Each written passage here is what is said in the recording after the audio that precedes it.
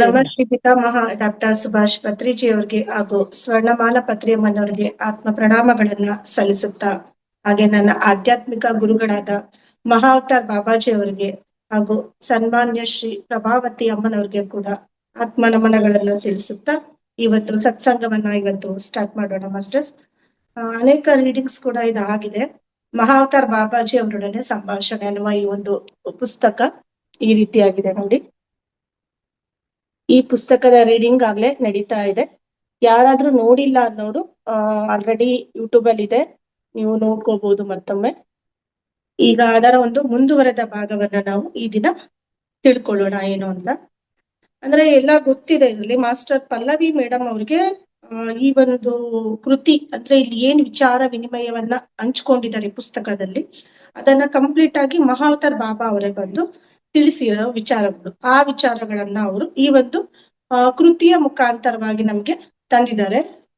ಅದರಿಂದ ನಮ್ಗೆ ಎಷ್ಟೋ ವಿಚಾರಗಳನ್ನ ತಿಳಿಸ್ತಾ ಇದ್ದಾರೆ. ಈಗ ನಮ್ಗೆ ತಿಳಿಸ್ತಾರೆ. ಹೆಡ್ಲೈನ್ ಯಾವುದು ಅಂದ್ರೆ ವಿವಿಧ ಪ್ರಶ್ನೆಗಳು ಅನ್ನುವ ಹೆಡ್ಲೈನ್ ಅಲ್ಲಿ ಬಾಬಾಜಿ ಅವರು ಪ್ರಕೃತಿಯೊಡನೆ ಒಂದಾಗುವುದನ್ನ ವರ್ಣಿಸುತ್ತದೆ ಅನ್ನೋ ಒಂದು ಹೆಡ್ಲೈನ್ ಕೂಡ ಕೊಟ್ಟಿದ್ದಾರೆ ಕೆಳಗೆ. ಅಂದ್ರೆ ಅವರು ಒಂದು ನೇಚರ್ ಜೊತೆಗೆ ಯಾವ ತರ ಮಿಂಗಲ್ ಆಗ್ತಿದ್ರು, ಯಾವ ತರ ಇದ್ರು ಅದಕ್ಕೆ ಸಂಬಂಧಪಟ್ಟಂಗೆ ಅಲ್ಲಿ ಅವರು ಒಂದು ಘಟವಾದ್ಯವನ್ನ ಬಾರಿಸ್ತಾ ಇರ್ತಾರೆ. ಅಲ್ಲಿ ಸಂಗೀತ ತುಂಬಾ ಅಮೋಘವಾಗಿರುತ್ತೆ. ಆ ಟೈಮನ್ನ ಪ್ರಕೃತಿ ಇವರೇ ಏನೋ ಅನ್ನುವಷ್ಟು ಮಟ್ಟಿಗೆ ಇವರು ಆನಂದದಿಂದ ಆ ಸಂಗೀತವನ್ನ ಬಾರಿಸ್ತಾ ಇರ್ತಾರೆ. ಆ ಟೈಮಲ್ಲಿ ಅಲ್ಲಿ ಸುಂದರವಾದ ಪಕ್ಷಿಗಳು, ಏನೋ ಒಂದು ಜಾತ್ರೆ ಅಥವಾ ಒಂದು ಉತ್ಸವ ಇದೆಯೇನೋ ಅನ್ನೋ ತರಹದಲ್ಲಿ ಅಲ್ಲಿ ಎಲ್ಲ ಬಂದು ಸುತ್ತಮುತ್ತಲು ಬಾಬಾಜಿ ಅವರ ಜೊತೆಯಲ್ಲಿ ಅವರು ಸೇರ್ಕೊಳ್ತಾರೆ. ಅಂದ್ರೆ ಆಕಾಶದಲ್ಲಿ ಹಾರಾಡೋ ಅಕ್ಕಿ ಪಕ್ಷಿಗಳಿಂದ ಹಿಡಿದು ಎಲ್ಲಾ ತರದ ಅನೇಕ ಕಾಡು ಪ್ರಾಣಿಗಳು ಕೂಡ ಅಲ್ಲಿ ಬಂದು ಸೇರುತ್ತೆ. ಅಲ್ಲಿ ಸಣ್ಣ ಸಣ್ಣ ಪ್ರಾಣಿಗಳಿಂದ ಹಿಡಿದು ದೊಡ್ಡ ಪ್ರಾಣಿಗಳು ಕೂಡ ಇತ್ತು. ಅಲ್ಲಿ ಅದ್ರ ಜೊತೆಗೆ ಹುಲಿ ಕೂಡ ಇತ್ತು ಅಂತ ಇಲ್ಲಿ ತಿಳಿಸ್ತಾ ಇದ್ದಾರೆ.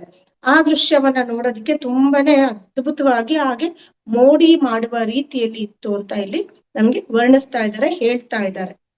ಆಗ ಇಲ್ಲಿ ನಮ್ಗೆ ತಿಳಿಸ್ತಾ ಇದ್ದಾರೆ, ಬಾಬಾಜಿ ಅವ್ರು ಹೇಳ್ತಾ ಇದ್ದಾರೆ, ಎಣ್ಣೆಯಲ್ಲಿ ಎದ್ದಿದ ಬತ್ತಿಯನ್ನ ಹಾಕಿ ನಾವು ದೀಪ ಹೇಗೆ ನಾವು ಬೆಳಗಿಸ್ತೀವಿ, ಅದರ ಜ್ಯೋತಿ ಯಾವ ತರಹದಲ್ಲಿ, ಅದರ ಸೀಮಿತ ಆದ ಒಂದು ಲಿಮಿಟ್ ಇರುತ್ತೆ ಅದಕ್ಕೆ. ಈಗ ಒಂದ್ ದೀಪ ಹಚ್ಚಿ ನಾವು ಇಟ್ವಿ ಅಂತಂದ್ರೆ ಆ ದೀಪ ಎಷ್ಟು ಸುತ್ತಮುತ್ತಲು ಜಾಗವನ್ನ ಒಂದು ಕವರ್ ಮಾಡ್ಬಿಟ್ಟು ಆ ಜಾಗಕ್ಕೆ ಬೆಳಕನ್ನ ಕೊಡ್ಬೇಕು, ಅಷ್ಟು ಮಾತ್ರ ಕೊಡುತ್ತೆ. ಅದನ್ನ ಮೀರಿ ಎಲ್ಲ ಕಡೆ ಕೊಡೋದಿಕ್ಕಾಗಲ್ಲ ಅಲ್ವಾ. ಆ ತರದಲ್ಲೇ ಇಲ್ಲಿ ತಿಳಿಸ್ತಿದ್ದಾರೆ.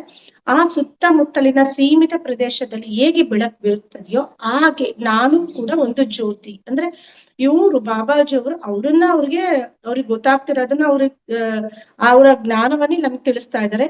ಅವರು ಕೂಡ ಒಂದು ಜ್ಯೋತಿ. ಎಷ್ಟೊಂದು ಜನ ಜ್ಯೋತಿ ಸ್ವರೂಪದಲ್ಲಿ ಕೂಡ ಅವರ ದರ್ಶನ ಕೂಡ ಮಾಡಿರ್ತಾರಲ್ವಾ ಧ್ಯಾನದಲ್ಲಿದ್ದಾಗ ಬಾಬಾಜಿ ಅವ್ರನ್ನ.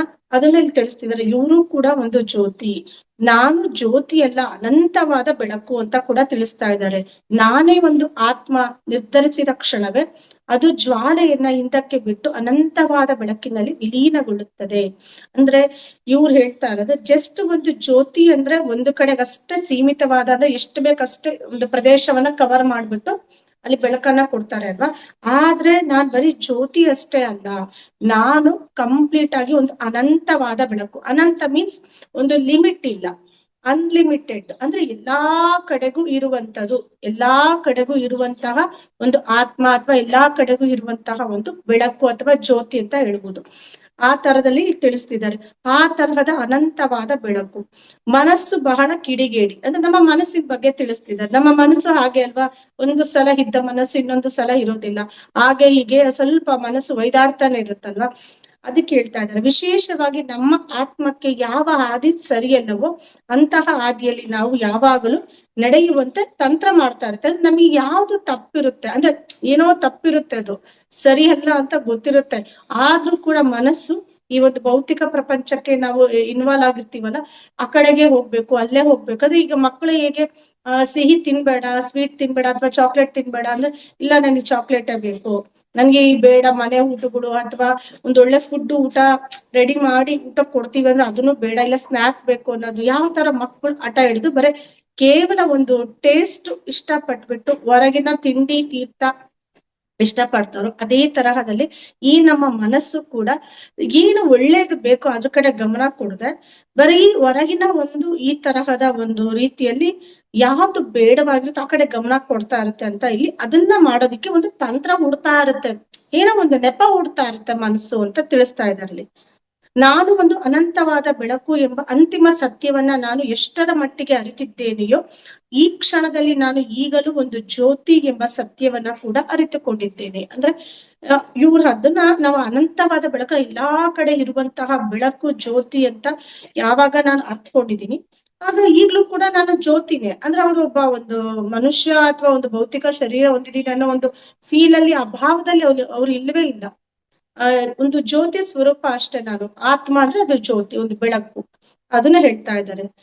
ಪ್ರತಿಯೊಂದು ಆತ್ಮವು ಕೂಡ ಅನಂತ ಬೆಳಕಿನೆಡೆಗೆ ಪ್ರಗತಿ ಹೊಂದುತ್ತಾ ಇದೆ ಎಂಬುದರಲ್ಲಿ ಸಂಶಯವೇ ಇಲ್ಲ. ನಮ್ಮೆಲ್ಲರಿಗೂ ಹೇಳ್ತಾ ಇದ್ದಾರೆ ಪ್ರತಿ ಒಂದು ಆತ್ಮ ಕೂಡ ಅದು ಒಂದು ಅನಂತವಾದ ಬೆಳಕಂದ್ರೆ ಒಂದು ಸಣ್ಣ ಸಣ್ಣ ಸಣ್ಣ ಜ್ಯೋತಿಗಳು ನಾವೆಲ್ಲರೂ ಅಂತಂದ್ರೆ ದೊಡ್ಡದಾದ ಬೃಹತ್ತಾದ ಒಂದು ಜ್ಯೋತಿ ಇರುತ್ತೆ ಅಲ್ವಾ, ಆ ಬೃಹತ್ತಾದ ಜ್ಯೋತಿ ಅಂದ್ರೆ ಆ ಪರಮಾತ್ಮನ ಕಡೆಗೆ ಹೋಗೋದಿಕ್ಕೆ ಆ ಪ್ರಗತಿಯನ್ನ ಹೊಂದೋದ್ರಲ್ಲಿ ಸಂಶಯ ಇಲ್ಲ ಅಂತ ತಿಳಿಸ್ತಿದ್ದಾರೆ. ಆದರೂ ಈ ಮಾರ್ಗದಲ್ಲಿ ನಾನು ಜ್ಯೋತಿಯಾಗಿ ಮುಂದುವರಿಯುತ್ತಾ ಇರುವೆನು. ನಾನೊಂದು ದೀಪ ಆಗಿ ಒಂದು ಜ್ಯೋತಿಯಾಗಿ ಮುಂದುವರಿತಾ ಇದ್ದೀನಿ. ಬಹಳ ಅನೇಕ ದೀಪಗಳನ್ನ ಹೊತ್ತಿಸೋದು ಮತ್ತು ತಮ್ಮದೇ ಆದ ಬೆಳಕಿನ ಸಮೀಪಕ್ಕೆ ಕರೆದೊಯ್ದು ಅದರ ಅನುಭವದಿಂದ ನಾವು ಒಂದು ಬೆಳಕು ಎಂಬ ಅರಿವನ್ನ ಮೂಡಿಸುವುದು ಇದೇ ನನ್ನ ಆತ್ಮದ ಉದ್ದೇಶ. ಅಂದ್ರೆ ಇವರು ಕೂಡ ಜ್ಯೋತಿ ಸ್ವರೂಪ ಅಂತ ಇವ್ರಿಗೆ ಗೊತ್ತಾದ್ಮೇಲೆ ಬೇರೆ ಬೇರೆ ಬೇರೆ ಜ್ಯೋತಿ ಸ್ವರೂಪ ಅಂದ್ರೆ ನಾವೆಲ್ಲರೂ ಆತ್ಮಗಳು ಅಂದ್ರೆ ನಾವೆಲ್ಲರೂ ಕೂಡ ಒಂದು ಪುಟ್ಟ ಪುಟ್ಟ ದೀಪ. ಆ ಒಂದು ದೀಪ ನಾವು ಕೂಡ ದೀಪ, ನಾವು ಕೂಡ ಒಂದು ಜ್ಯೋತಿ ಸ್ವರೂಪರು ಅಂತ ನಮಗೆ ಅರ್ಥ ಮಾಡಿಸ್ಬೇಕು ಅಂದ್ರೆ ನಮ್ಮೆಲ್ಲರಿಗೂ ಕೂಡ ಅವರು ಅದೇ ತಮ್ಮ ಬೆಳಕಿನ ಸಮೀಪಕ್ಕೆ ಅವರ ಸಮೀಪಕ್ಕೆ ಬಂದ ಎಲ್ಲಾ ಆತ್ಮಕ್ಕೂ ಕೂಡ ಅವರು ಈ ತರಹದ ಒಂದು ನೀವೆಲ್ಲರೂ ಕೂಡ ಜ್ಯೋತಿ ಅಂತ ತಿಳಿಯಪಡಿಸೋದಕ್ಕೆ ಅವರು ಮಾಡ್ತಾರೆ. ಆ ತರದ ಕೆಲಸ ಕಾರ್ಯಗಳನ್ನ ಮಾಡದೆ ಇವರ ಒಂದು ಆತ್ಮದ ಉದ್ದೇಶ ಅಂದ್ರೆ ಎಲ್ಲರೂ ಕೂಡ ಜ್ಯೋತಿ ಸ್ವರೂಪರು ಅಂತ. ದೀಪ ಉರಿಯುತ್ತಾ ಇರಬೇಕೆಂದರೆ ಅದಕ್ಕೆ ಎಣ್ಣೆ ಬೇಕು. ಹಾಗೆಯೇ ನಿಮ್ಮ ಆತ್ಮ ಬೆಳಗಲು ಧ್ಯಾನವೆಂಬ ವಿಜ್ಞಾನ ಅತಿ ಮುಖ್ಯ. ನಮ್ಗೆ ಎಷ್ಟು ಸ್ಪಷ್ಟವಾಗಿ ಅದ್ಭುತವಾಗಿ ಒಂದು ಇಂಪಾರ್ಟೆಂಟ್ ವಿಷಯ ತಿಳಿಸ್ತಾ ಇದ್ದಾರೆ ನಮ್ಗೆ. ಅಂದ್ರೆ ಧ್ಯಾನ ಯಾಕ್ ಬೇಕು ಅಂತ ನಾವೆಲ್ಲರೂ ಸಾಮಾನ್ಯವಾಗಿ ಅಂದ್ಕೊಳ್ತಾ ಇರ್ತೀವಿ. ಕೆಲವರು ಒಂದಿನ ಮಾಡಿ ಇನ್ನೊಂದ್ 2 ದಿನ ಮಾಡ್ದೇನೆ ಇರ್ಬೋದು, ಕೆಲವ್ರು ಮನಸ್ಸಿಗೆ ಬಂದಾಗ ಮಾಡ್ಬೋದು, ಕೆಲವರು ಅನುಕೂಲಕ್ಕೆ ಸರಿಯಾಗಿ ಅದನ್ನ ಯೂಸ್ ಮಾಡ್ಕೊಂಡು ಸುಮ್ನ ಆಗ್ಬೋದು, ಸಾಕ್ಬಿಡು ಇನ್ನೇನ್ ದಿನ ಏನ್ ಮಾಡೋದು ಅಂತ.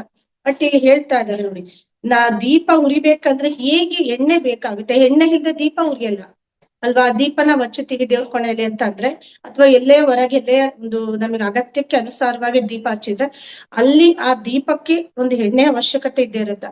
ಆ ಎಣ್ಣೆಯನ್ನ ಹಾಕದೆ ದೀಪ ಉರಿಯಕ್ ಹೇಗ್ ಸಾಧ್ಯ? ನೀರ್ ಹಾಕಿದ್ರೆ ಉರಿಯುತ್ತಾ ಇಲ್ಲ, ಬರೀ ಬತ್ತಿ ಹಚ್ಚ ಹಾಗೆ ನಾವು ದೀಪ ಅಂದ್ರೆ ಹಚ್ಚುತ್ತೀವಿ ಅಂದ್ರೆ ಅದು ಆಗುತ್ತಾ? ಆವಾಗ್ಲೂ ಉರಿಯಲ್ಲ. ಆ ಎಣ್ಣೆ ಇಲ್ದೆ ಉರಿಯಲ್ವಲ್ಲ. ಅದೇ ತರಹದಲ್ಲಿ ನಮ್ಮ ಆತ್ಮ, ಈ ನಮ್ಮ ಆತ್ಮ ಒಂದು ಜ್ಯೋತಿ ಸ್ವರೂಪದ ಆ ಆತ್ಮ ಬೆಳಗ್ಬೇಕು ಅಂದ್ರೆ ಈ ಒಂದು ಧ್ಯಾನ ಅನ್ನುವ ಒಂದು ವಿಜ್ಞಾನ ಇದು ತುಂಬಾನೇ ಮುಖ್ಯ. ಅದು ಇಲ್ದೇ ಇದ್ರೆ ಜ್ಯೋತಿಯನ್ನ ಬೆಳಗಿಸೋದು ಸಾಧ್ಯನೇ ಇಲ್ಲ. ಅಂದ್ರೆ ಈ ಆತ್ಮವನ್ನ ಪ್ರಕಾಶಿಸೋದಕ್ಕೆ ಅಥವಾ ಆತ್ಮ ಒಂದು ಬೆಳಗೋದಿಕ್ಕೆ ಸಾಧ್ಯ ಇಲ್ಲ. ಹೇಗೆ ಅದು ಬತ್ತಿ ಅನ್ನೋದು ಸುಡ್ತಾ ಬರ್ತಾ ಇರುತ್ತೋ ನಮ್ಮ ಮನಸ್ಸು ಎಣ್ಣೆ ಧ್ಯಾನದ ಅಭ್ಯಾಸವನ್ನ ಸಾಧನೆಯನ್ನ ಸಂಕೇತಿಸುತ್ತದೆ. ಬೆಳಗುತ್ತಿರುವ ದೀಪವು ನಮ್ಮ ಆತ್ಮ. ಧ್ಯಾನವನ್ನ ಅಭ್ಯಾಸ ಮಾಡುವ ಮೂಲಕ ನಮ್ಮ ಮನಸ್ಸು ಬೆಳಗುತ್ತದೆ. ಅಂದ್ರೆ ಯಾವ ತರಹದಲ್ಲಿ ಈ ತರ ಒಂದು ದೀಪ ಸುಡ್ತಾ ಬರ್ತಾ ಇರುತ್ತೆ, ಅದು ಎಣ್ಣೆ ಹೇಗೆ ಖಾಲಿ ಆಗ್ತಾ ಬರುತ್ತೆ ಹಾಗೆ ಬತ್ತಿ ಕೂಡ ಅದು ಸುಡ್ತಾ ಬರ್ತಿರುತ್ತಲ್ಲ. ಅದೇ ತರಹದಲ್ಲಿ ಈ ಎಣ್ಣೆ ಧ್ಯಾನದ ಅಭ್ಯಾಸವನ್ನ ನಾವು ಸಾಧನೆ ಆಗಿ ಧ್ಯಾನವನ್ನ ಪ್ರತಿದಿನ ಪ್ರತಿನಿತ್ಯವೂ ಕೂಡ ನಾವು ಮಾಡೋದ್ರಿಂದ ನಮ್ಮ ಆತ್ಮ ಅನ್ನುವ ಆ ಒಂದು ದೀಪ ಅಥವಾ ಜ್ಯೋತಿ ಅನ್ನೋದು ತುಂಬಾ ಚೆನ್ನಾಗಿ ಬೆಳಗ್ತಾ ಇರುತ್ತೆ. ಆದ್ರೆ ಡಲ್ ಆಗಲ್ಲ. ಅದಕ್ಕೆ ಒಂದು ಬೆಳಗು ಅಂದ್ರೆ ಒಂದು ಬೆಳಕು ಅನ್ನೋದು ನಮ್ಮ ಆತ್ಮದಲ್ಲಿ ಯಾವಾಗ್ಲೂ ಅಡಕವಾಗಿರುತ್ತೆ. ಅದಕ್ಕೆ ಬೇಕಾಗಿರೋದು ಒಂದೇ ಇಂಧನ. ಯಾವ ಇಂಧನ ಅಂದ್ರೆ ಧ್ಯಾನ ಅನ್ನುವ ಒಂದು ಇಂಧನ ಅನ್ನೋದು ಬೇಕಾಗುತ್ತೆ. ಪರಿಶುದ್ಧವಾದ ಮತ್ತು ಯೋಗ್ಯವಾದ ವಿಚಾರಗಳಿಂದ ತರಬೇತುಗೊಳಿಸಲ್ಪಟ್ಟು ಮನಸ್ಸು ಬಲಿಷ್ಠವಾಗುತ್ತದೆ. ಯಾವಾಗ ನಾವು ಧ್ಯಾನ ಮಾಡೋದ್ರಿಂದ ಒಳ್ಳೆಯ ವಿಚಾರಗಳ ಸಂಗ್ರಹವನ್ನ ನಾವು ಪಡ್ಕೊಳ್ತಾ ಹೋಗ್ತೀವಿ, ಕೆಟ್ಟ ವಿಚಾರಗಳನ್ನ ನಾವು ಹೊರಗಾಗ್ತಾ ಹೋಗ್ತಿರ್ತೀವಿ. ಆಗ ಮನಸ್ಸು ಅನ್ನೋದು ಒಂದು ಒಳ್ಳೆ ರೀತಿಯಲ್ಲಿ ಟ್ರೈನಿಂಗ್ ಪಡ್ಕೊಡುತ್ತದು. ಆಗ ಮನಸ್ಸು ಬಲಿಷ್ಠ ಆಗುತ್ತೆ. ಅಂದ್ರೆ ಮನಸ್ಸು ಇದಾಗಲ್ಲ ಅವಾಗ ಏನು ನಾವು ಧ್ಯಾನ ಮಾಡದೇ ಇದ್ದಾಗ ಮನಸ್ಸು ಅನ್ನೋದು ಒಂದ್ ಸ್ವಲ್ಪ ಲೋ ಆಗ್ತಾ ಬರುತ್ತೆ. ಎಷ್ಟೊಂದ್ ಜನಕ್ಕೆ ಧ್ಯಾನ ಮಾಡಿನೂ ಕೂಡ ಕೆಲವರು ನನ್ಗಿನ್ನೂ ಆ ಕಡೆ ಈ ಕಡೆ ಆಗುತ್ತೆ ಮನಸ್ಸು, ಅಥವಾ ನೆಗೆಟಿವ್ ಆಲೋಚನೆ ಬರುತ್ತೆ ಅಂದ್ರೆ ಅವ್ರೇನು ಸರಿಯಾಗಿ ಧ್ಯಾನ ಮಾಡ್ತಾ ಇರಲ್ಲ. ಕರೆಕ್ಟ್ ಆಗಿ ಮಾಡ್ತಾ ಇದ್ರು ಅಂದ್ರೆ ಆಗ ಈ ತರಹದ ಒಂದು ನೆಗೆಟಿವ್ ಆಲೋಚನೆ ಅಥವಾ ನೆಗೆಟಿವಿಟಿ ಅನ್ನೋದು ನಮ್ಗೆ ಹತ್ರ ಸುಳಿಯೋದಿಲ್ಲ. ಆಗ ಮನಸ್ಸು ಅನ್ನೋದು ತುಂಬಾನೇ ಬಲಿಷ್ಠ ಆಗುತ್ತೆ, ಅದನ್ನ ಸೂಚಿಸುತ್ತದೆ ಅಂತ ತಿಳಿಸ್ತಾ ಇದ್ದಾರೆ. ಈ ಜ್ಯೋತಿಯಿಂದ ಹೊರಹೊಮ್ಮಿದ ಬೆಳಕು ತನ್ನನ್ನು ತಾನು ಸಾಧ್ಯವಾದಷ್ಟು ಹಂಚಿಕೊಳ್ಳುವುದರ ಮೂಲಕ ಆತ್ಮದ ಜ್ಞಾನವನ್ನ ಅಭಿವೃದ್ಧಿಗೊಳಿಸುತ್ತದೆ. ಅಂದ್ರೆ ಈ ತರಹದ ಒಂದು ಬೆಳಕು ಹೇಗೆ ಜ್ಯೋತಿಯಿಂದ ಹೊರಹೊಮ್ತಾ ಇರುತ್ತೆ, ತನ್ನಂತಾನು ಎಷ್ಟು ಸಾಧ್ಯವಾದಷ್ಟು ಮುಖಾಂತರ ಎಲ್ಲಾ ತರಹದಲ್ಲಿ ಕೂಡ ಈ ಆತ್ಮದ ಜ್ಞಾನವನ್ನ ಅಭಿವೃದ್ಧಿ ಪಡಿಸ್ಕೊಳ್ಳೋದಕ್ಕೆ ಸಾಧ್ಯ ಆಗುತ್ತೆ. ಪಲ್ಲವಿ ಮೇಡಮ್ ಕೇಳ್ತಾ ಇದ್ದಾರೆ, ಖಾಲಿ ಹೊಟ್ಟೆಯಲ್ಲಿ ಇರ್ಬೇಕಾದ್ರೆ ನಿಮ್ಮನ್ನ ನಾನು ತುಂಬಾ ಸ್ಪಷ್ಟವಾಗಿ ಸ್ವೀಕರಿಸ್ತೇನೆ. ವಿಶೇಷವಾಗಿ ಬೆಳಗಿನ ಒಂದು ಪಾರ್ಥ ವಿಧಿಗಳನ್ನ ಸ್ವೀಕರಿಸಿದ ಅಂದ್ರೆ ಪೂರೈಸಿದ ನಂತರ ಇದರ ಬಗ್ಗೆ ನನ್ಗೆ ತಿಳಿಸ್ತೀರಾ ಅಂದ್ರೆ ಇವ್ರು ತಿಳಿಸ್ತಾರ. ಏನ್ ಕೇಳ್ತಾ ಇದಾರೆ ಅಂದ್ರೆ, ಖಾಲಿ ಹೊಟ್ಟೆಯಲ್ಲಿ ಅಂದ್ರೆ ಅವರು ಊಟ ಗೀಟ ಏನು ಇಲ್ದಂಗಿದ್ದಾಗ ಈಗ ಬೆಳಗಿನ ಜಾವ ಖಾಲಿ ಹೊಟ್ಟೆಯಲ್ಲಿ ಇರ್ತೀವಲ್ಲ, ಈ ಟೈಮ್ ಅಲ್ಲಿ ಮಹಾವತಾರ್ ಬಾಬಾಜಿ ಅವರನ್ನ ಅವ್ರ ಜೊತೆ ಮಾತುಕತೆ ಮಾಡೋದಿಕ್ಕೆ ಅವ್ರನ್ನ ಒಂದು ಕನೆಕ್ಟಿವಿಟಿಗೆ ಸಂಬಂಧಪಟ್ಟಂಗೆ ಬೇಗನೆ ನಾನು ನಿಮಗೆ ಕನೆಕ್ಟ್ ಆಗ್ತೀನಿ. ಅದ್ರಲ್ಲಿ ಕೂಡ ವಿಶೇಷವಾಗಿ ಏನು ಒಂದು ಏನು ನಮ್ಮ ಒಂದು ಪಾರ್ಥ ವಿಧಿಗಳನ್ನ ಮುಗಿಸ್ಕೊಂಡು ಅಂದ್ರೆ ಹೊರಗಿನ ಒಂದು ಏನು ಬಾತ್ರೂಮ್ ಎಲ್ಲ ಮುಗಿಸ್ಕೊಂಡ್ ಬರ್ತೀವಲ್ಲ, ಅದೆಲ್ಲ ಮುಗಿಸ್ಕೊಂಡ್ ಬಂದ್ಮೇಲೆ ನಿಮ್ ಜೊತೆ ಕನೆಕ್ಟ್ ಆಗೋದಕ್ಕೆ ನಮ್ಗೆ ಈಸಿ ಆಗುತ್ತೆ. ಯಾಕೆ ಅಂತ ಕೇಳ್ತಾ ಇದಾರೆ. ಆಗ ಹೇಳ್ತಿದ್ದಾರೆ ಇವರು ಬಾಬಾಜಿ ಅವರು, ಒಬ್ಬ ಯೋಗಿ ಯಾವಾಗಲೂ ತನ್ನ ಸಾಧನೆಯ ವಿಷಯದ ಮೇಲಿನ ಅರಿವನ್ನ ಕಾಪಾಡಿಕೊಳ್ಬೇಕು ಅಂತ ತಿಳಿಸಿದ್ದಾರೆ. ಇಂದಿನ ತೀವ್ರವಾದ ತಪಸ್ಸನ್ನ ಮಾಡಲು ಎಷ್ಟೋ ಜನಕ್ಕೆ ತುಂಬಾ ಹಿಮಾಲಯದಲ್ಲಿರೋ ಜನಗಳೆಲ್ಲ ತಪಸ್ ಮಾಡ್ತಾ ಇರ್ತಾರಲ್ಲ, ಆ ತರಹದ ತಪಸ್ ಮಾಡೋದಕ್ಕೆ ಕಷ್ಟ ಆಗ್ತಾ ಇರುತ್ತಲ್ವಾ. ಹಿಮಾಲಯದ ಮಡಿಲಲ್ಲಿ ಹೋಗಿರ್ತಾರ ಅವರೆಲ್ಲ, ಬೇರೆ ಅಲ್ಲಿಗೆ ಹೋಗಿ ಸಾಧನೆ ಮಾಡ್ತಾ ಇರ್ತಾರೆ, ಇಲ್ಲಿದ್ ಮಾಡಕ್ ಆಗಲ್ಲ ಅಂತ. ಆದ್ರೆ ಇಲ್ಲಿ ತಿಳಿಸ್ತಿರೋದು, ಯಾರು ಮಧ್ಯಮ ಮಾರ್ಗವನ್ನ ಅನುಸರಿಸ್ತಾ ಇದ್ದಾರೋ ಸಮಾಜದಲ್ಲಿ ಇದ್ಕೊಂಡು, ಅಂದ್ರೆ ನಾವು ಎಲ್ಲರೂ ಕೂಡ ಈಗ ನಾವು ನೀವೆಲ್ಲ ಇದೀವಲ್ಲ, ನಾವೆಲ್ಲ ಈಗ ಒಂದು ಮಧ್ಯಮ ಮಾರ್ಗದಲ್ಲಿ ಇರೋದು. ಅಂದ್ರೆ ಆತರ ಹಿಮಾಲಯಕ್ಕೆ ಹೋಗಿ ಕೂಡ ನಾವ್ ಅಲ್ಲಿ ಸಾಧನೆ ಮಾಡುವ ಅವಶ್ಯಕತೆ ಇಲ್ಲ. ಇಲ್ಲೇ ಸಂಸಾರದಲ್ಲೇ ಇದ್ದುಕೊಂಡು ಆ ಕಡೆಗೂ ಫುಲ್ಲು ಅಲ್ಲಿಗೂ ಅಡಿಕ್ಟ್ ಆಗ್ದಂಗೆ, ಅಥವಾ ಸಂಸಾರದಲ್ಲಿ ಕೂಡ ಕಂಪ್ಲೀಟ್ ಆಗಿ ಇನ್ವಾಲ್ವ್ ಆಗದೆ ಒಂದು ಮಧ್ಯಮ ಮಾರ್ಗದಲ್ಲಿ ಇದ್ಕೊಂಡು ನಾವು ಸಾಧನೆ ಮಾಡೋದು. ಅದಕ್ಕೆ ಸಂಬಂಧಪಟ್ಟಂಗೆ ತಿಳಿಸ್ತಾ ಇದ್ದಾರೆ. ಸಮಾಜದಲ್ಲೇ ಇಲ್ಲೇ ಇದ್ಕೊಂಡು ಜನ ಕಲ್ಯಾಣ ಕಾರ್ಯಗಳನ್ನ ಮಾಡ್ತಾ ನಿನ್ನಂತಹ ಜನರು ಧ್ಯಾನ ಸಾಧನೆಯನ್ನ ಮಾಡ್ಲೇಬೇಕು ಈ ತರದಲ್ಲಿ ಅಂತ ಪಲ್ಲವಿ ಮೇಡಮ್ ಅವ್ರಿಗೆ ಅಂದ್ರೆ ನಮ್ಮೆಲ್ಲರಿಗೂ ಕೂಡ ತಿಳಿಸ್ತಾ ಇದ್ದಾರೆ. ಧ್ಯಾನದ ಅಭ್ಯಾಸ ಅಷ್ಟೇ ಅಲ್ಲದೆ ಇನ್ನೊಂದು ಅತಿ ಮುಖ್ಯವಾದ ಅಂಶವೇನೆಂದರೆ ದೇಹ ಮನಸ್ಸನ್ನ ಶುದ್ಧಗೊಳಿಸ್ಬೇಕು. ಮನೆಯಲ್ಲೆಲ್ಲ ಹೇಗೆ ನಾವು ಅದೇ ಹೇಳ್ತೀನಲ್ಲ, ಸ್ವಚ್ಛ ಯಾವ ತರ ಮಾಡ್ಕೊಳ್ತೀವಿ, ಡೈಲಿ ಪ್ರತಿದಿನ ಕಸ ಹೊಡೆದು ನೆಲ ಒರೆಸಿ ಕ್ಲೀನ್ ಹೆಂಗ್ ಮಾಡ್ಕೊಂತೀವಿ, ಅದೇ ತರಹದಲ್ಲಿ ನಮ್ಮ ದೇಹ ಅಂದ್ರೆ ದೇಹಕ್ಕೆ ಸ್ನಾನ ಅಂತೂ ಮಾಡ್ತೀವಿ, ಹಾಗೆ ಮನಸ್ಸು ಕೂಡ ಶುದ್ಧವಾಗಿ ಇಟ್ಕೋಬೇಕಾದ್ರೆ ಧ್ಯಾನ ಮಾಡ್ಬೇಕಾಗುತ್ತಲ್ವಾ. ಅದನ್ಗೆ ಹೇಳ್ತಾ ಇದ್ದಾರೆ, ದೇಹ ಮತ್ತೆ ಮನಸ್ಸನ್ನ ಶುದ್ಧವಾಗಿ ಗೊಳಿಸ್ಬೇಕಾಗುತ್ತೆ, ಶುದ್ಧವಾಗಿ ಇಟ್ಕೋಬೇಕಾಗುತ್ತೆ. ಮತ್ತೆ ನಮ್ಗೆ ಇನ್ನೊಂದು ವಿಷಯ ತಿಳಿಸ್ತಿದಾರಲ್ಲಿ, ನಿಮ್ಮ ಹಸಿವಿನ ಅಗತ್ಯಕ್ಕೆ ಅಂದ್ರೆ ಅರ್ಧಕ್ಕಿಂತ ಹೆಚ್ಚಿಗೆ ಆಹಾರವನ್ನ ಎಂದು ಸ್ವೀಕಾರ ಮಾಡ್ಬೇಡಿ. ಅಂದ್ರೆ ನಾವು ತುಂಬಾ ಊಟ ಮಾಡ್ತೀವಿ ಅಂತ ಅಂದ್ರೆ ಕೂಡ ತುಂಬಾ ಇಚ್ಛೆ ಪಟ್ಟು ತಿಂತೀವಿ ಉಣ್ತೀವಿ ಅಂದ್ರೆ ಸಹಜವಾಗಿ ಅರ್ಧ ಹೊಟ್ಟೆಗೆ ನಾವ್ ಯಾವತ್ತೂ ನಿಲ್ಸೋದಿಲ್ಲ. ಒಂದ್ ಸ್ವಲ್ಪ ಹೊಟ್ಟೆ ಚೆನ್ನಾಗಿ ತುಂಬಬೇಕು. ಇನ್ನೂ ಕೆಲವರು ಇನ್ನೂ ಕ್ರೇವಿಂಗ್ಸ್ ಇರೋರು ಹೊಟ್ಟೆ ಫುಲ್ ಆಗೋ ತನಕನೂ ಊಟ ಮಾಡ್ತಾ ಇರ್ತಾರಲ್ವಾ, ಅದನ್ನ ತಪ್ಪು ಅಂತ ತಿಳಿಸ್ತಾ ಇದ್ದಾರೆ. ಅರ್ಧ ಹೊಟ್ಟೆ ಆಹಾರ ಸ್ವೀಕಾರ ಮಾಡ್ಬೇಕು, ಅದಕ್ಕಿಂತ ಹೆಚ್ಚಿಗೆ ಸ್ವೀಕಾರ ಮಾಡಬಾರ್ದು. ಒಬ್ಬ ಯೋಗಿಯ ದೇಹ ಯಾವಾಗಲೂ ಹಗುರವಾಗಿರಬೇಕು. ಅಂದ್ರೆ ನಾವೆಲ್ಲ ಯೋಗಿಗಳು ಆಗ್ಬೇಕು ಅಂತಂದ್ರೆ ಆ ಯೋಗಿಯ ದೇಹ ಅನ್ನೋದು ಹಗುರವಾಗಿರ್ಬೇಕು. ಈಗ ಹೊಟ್ಟೆ ಫುಲ್ ಆಗೋ ತನಕ ತಿನ್ಬಿಟ್ಟು ದೇಹ ಫುಲ್ ಆಯ್ತು, ಬಾಡಿ ಅಪ್ಪ ಭಾರ ಆಗ್ತಿದೆ, ಮೈ ಭಾರ ಆಗ್ತಿದೆ, ಅಥವಾ ಊಟ ಆದ್ಮೇಲೆ ಟಿಫನ್ ಆದ್ಮೇಲೆ ನಾವು ಕುತ್ಕೊಂಡು ಒಂದು ಕೆಲಸ ಮಾಡ್ಬೇಕು, ಮೈ ಬಗ್ಗಸ್ ಏನೋ ಮಾಡ್ಬೇಕು ಅಂದ್ರೆ ಬಗ್ಗಲ್ಲ ಆ ಟೈಮಲ್ಲಿ. ಯಾಕೆಂದ್ರೆ ಅವ್ನು ಹೊಟ್ಟೆ ಫುಲ್ ಆಗಿರುತ್ತೆ. ಆಸ್ ಯೂಶುವಲ್ ಸ್ವಲ್ಪ ಹೊತ್ತು ಕುತ್ಕೊಂಡು ರೆಸ್ಟ್ ಮಾಡ್ಬೇಕು, ಒಂದು ½ ಅಟ್ ಲೀಸ್ಟ್ ಮಾಡ್ಬೇಕು, ಆಮೇಲೆ ಏನಾದ್ರು ಮಾಡ್ಬೇಕು ಅನ್ಸುತ್ತೆ. ಆ ತರದಲ್ಲಿ ಹಂಗೆ ಇರ್ಬೇಕು. ಅರ್ಧ ಹೊಟ್ಟೆ ತುಂಬಿರ್ಬೇಕು, ಫುಲ್ ಆಗಿರ್ಬಾರ್ದು. ಹೊಟ್ಟೆ ತುಂಬಾ ಊಟ ಮಾಡಿದ ನಂತರ ನಿಮಗೆ ದೇಹ ಯಾಕೆ ಭಾರ ಅನ್ಸುತ್ತೆ ಅಂದ್ರೆ ನಿಮ್ಗೆ ಯಾಕೆ ಅರ್ಥ ಆಗಲ್ಲ ಅಂದ್ರೆ ಅಗತ್ಯಕ್ಕಿಂತ ಜಾಸ್ತಿ ನೀವು ಆಹಾರವನ್ನ ಸೇವನೆ ಮಾಡಿರ್ತೀರಾ ಅಂತ ಇಲ್ಲಿ ತಿಳಿಸ್ತಾ ಇದ್ದಾರೆ. ಆ ತರಹದ ಅಭ್ಯಾಸವನ್ನ ರೂಢಿ ಮಾಡ್ಕೊಂಡಿರ್ತೀರಾ. ನೀವು ರಾತ್ರಿ ಮಲಗಿಕೊಂಡು ಬೆಳಗಿನ ಜಾವ ಬೇಗನೆ ಎದ್ದು ಸ್ನಾನಕ್ಕೆ ಹೋಗುತ್ತೀರಿ. ಈ ಪ್ರಕ್ರಿಯೆ ಮಧ್ಯೆ ಇಂದಿನ ದಿವಸ ನೀವು ಮಾಡಿದ ಯಾವುದೇ ಕಾರ್ಯಗಳು ಅಥವಾ ಕರ್ಮಗಳು ಸ್ವಚ್ಛಗೊಳ್ಳಪಡ್ತವೆ. ಅಂದ್ರೆ ಏನಕ್ಕೆ ನಾವು ಪ್ರತಿದಿನ ಸ್ನಾನ ಮಾಡ್ತಾ ಇರ್ತೀವಲ್ಲ, ಯಾಕೆ ಸ್ನಾನ ಮಾಡ್ತೀವಿ ಅಂತ ಇಲ್ಲಿ ತಿಳಿಸ್ತಾ ಇದ್ದಾರೆ. ಏನು ನೆನ್ನೆ ದಿನ ಯಾವ ಒಂದು ಕರ್ಮಗಳು ಅಥವಾ ಏನೇನೆಲ್ಲ ಮಾಡಿರ್ತೀವಿ ಆ ಕರ್ಮದ ಸ್ವಚ್ಛತೆ ನಡಿಬೇಕು ಅಂದ್ರೆ ನಾವು ಎದ್ದ ತಕ್ಷಣನೇ ಅಥವಾ ಏನ್ ಬೆಳಗ್ಗೆ ಮಾಮೂಲಿಯಾಗಿ ಸ್ನಾನ ಮಾಡ್ತೀವಿ ಆ ತರಹದ ಸ್ನಾನ ಮಾಡೋದ್ರಿಂದ ಆ ಕರ್ಮಗಳು ಸ್ವಚ್ಛ ಆಗುತ್ತೆ. ನಿಮ್ಮ ಪ್ರಜ್ಞೆಯನ್ನು ಇವತ್ತಿನ ದಿನಕ್ಕಾಗಿ ಪರಿಶುದ್ಧಗೊಳಿಸೋದಿಕ್ಕೆ ಇದು ತುಂಬಾ ಮುಖ್ಯ ಅಂತ ತಿಳಿಸ್ತಾ ಇದ್ದಾರೆ.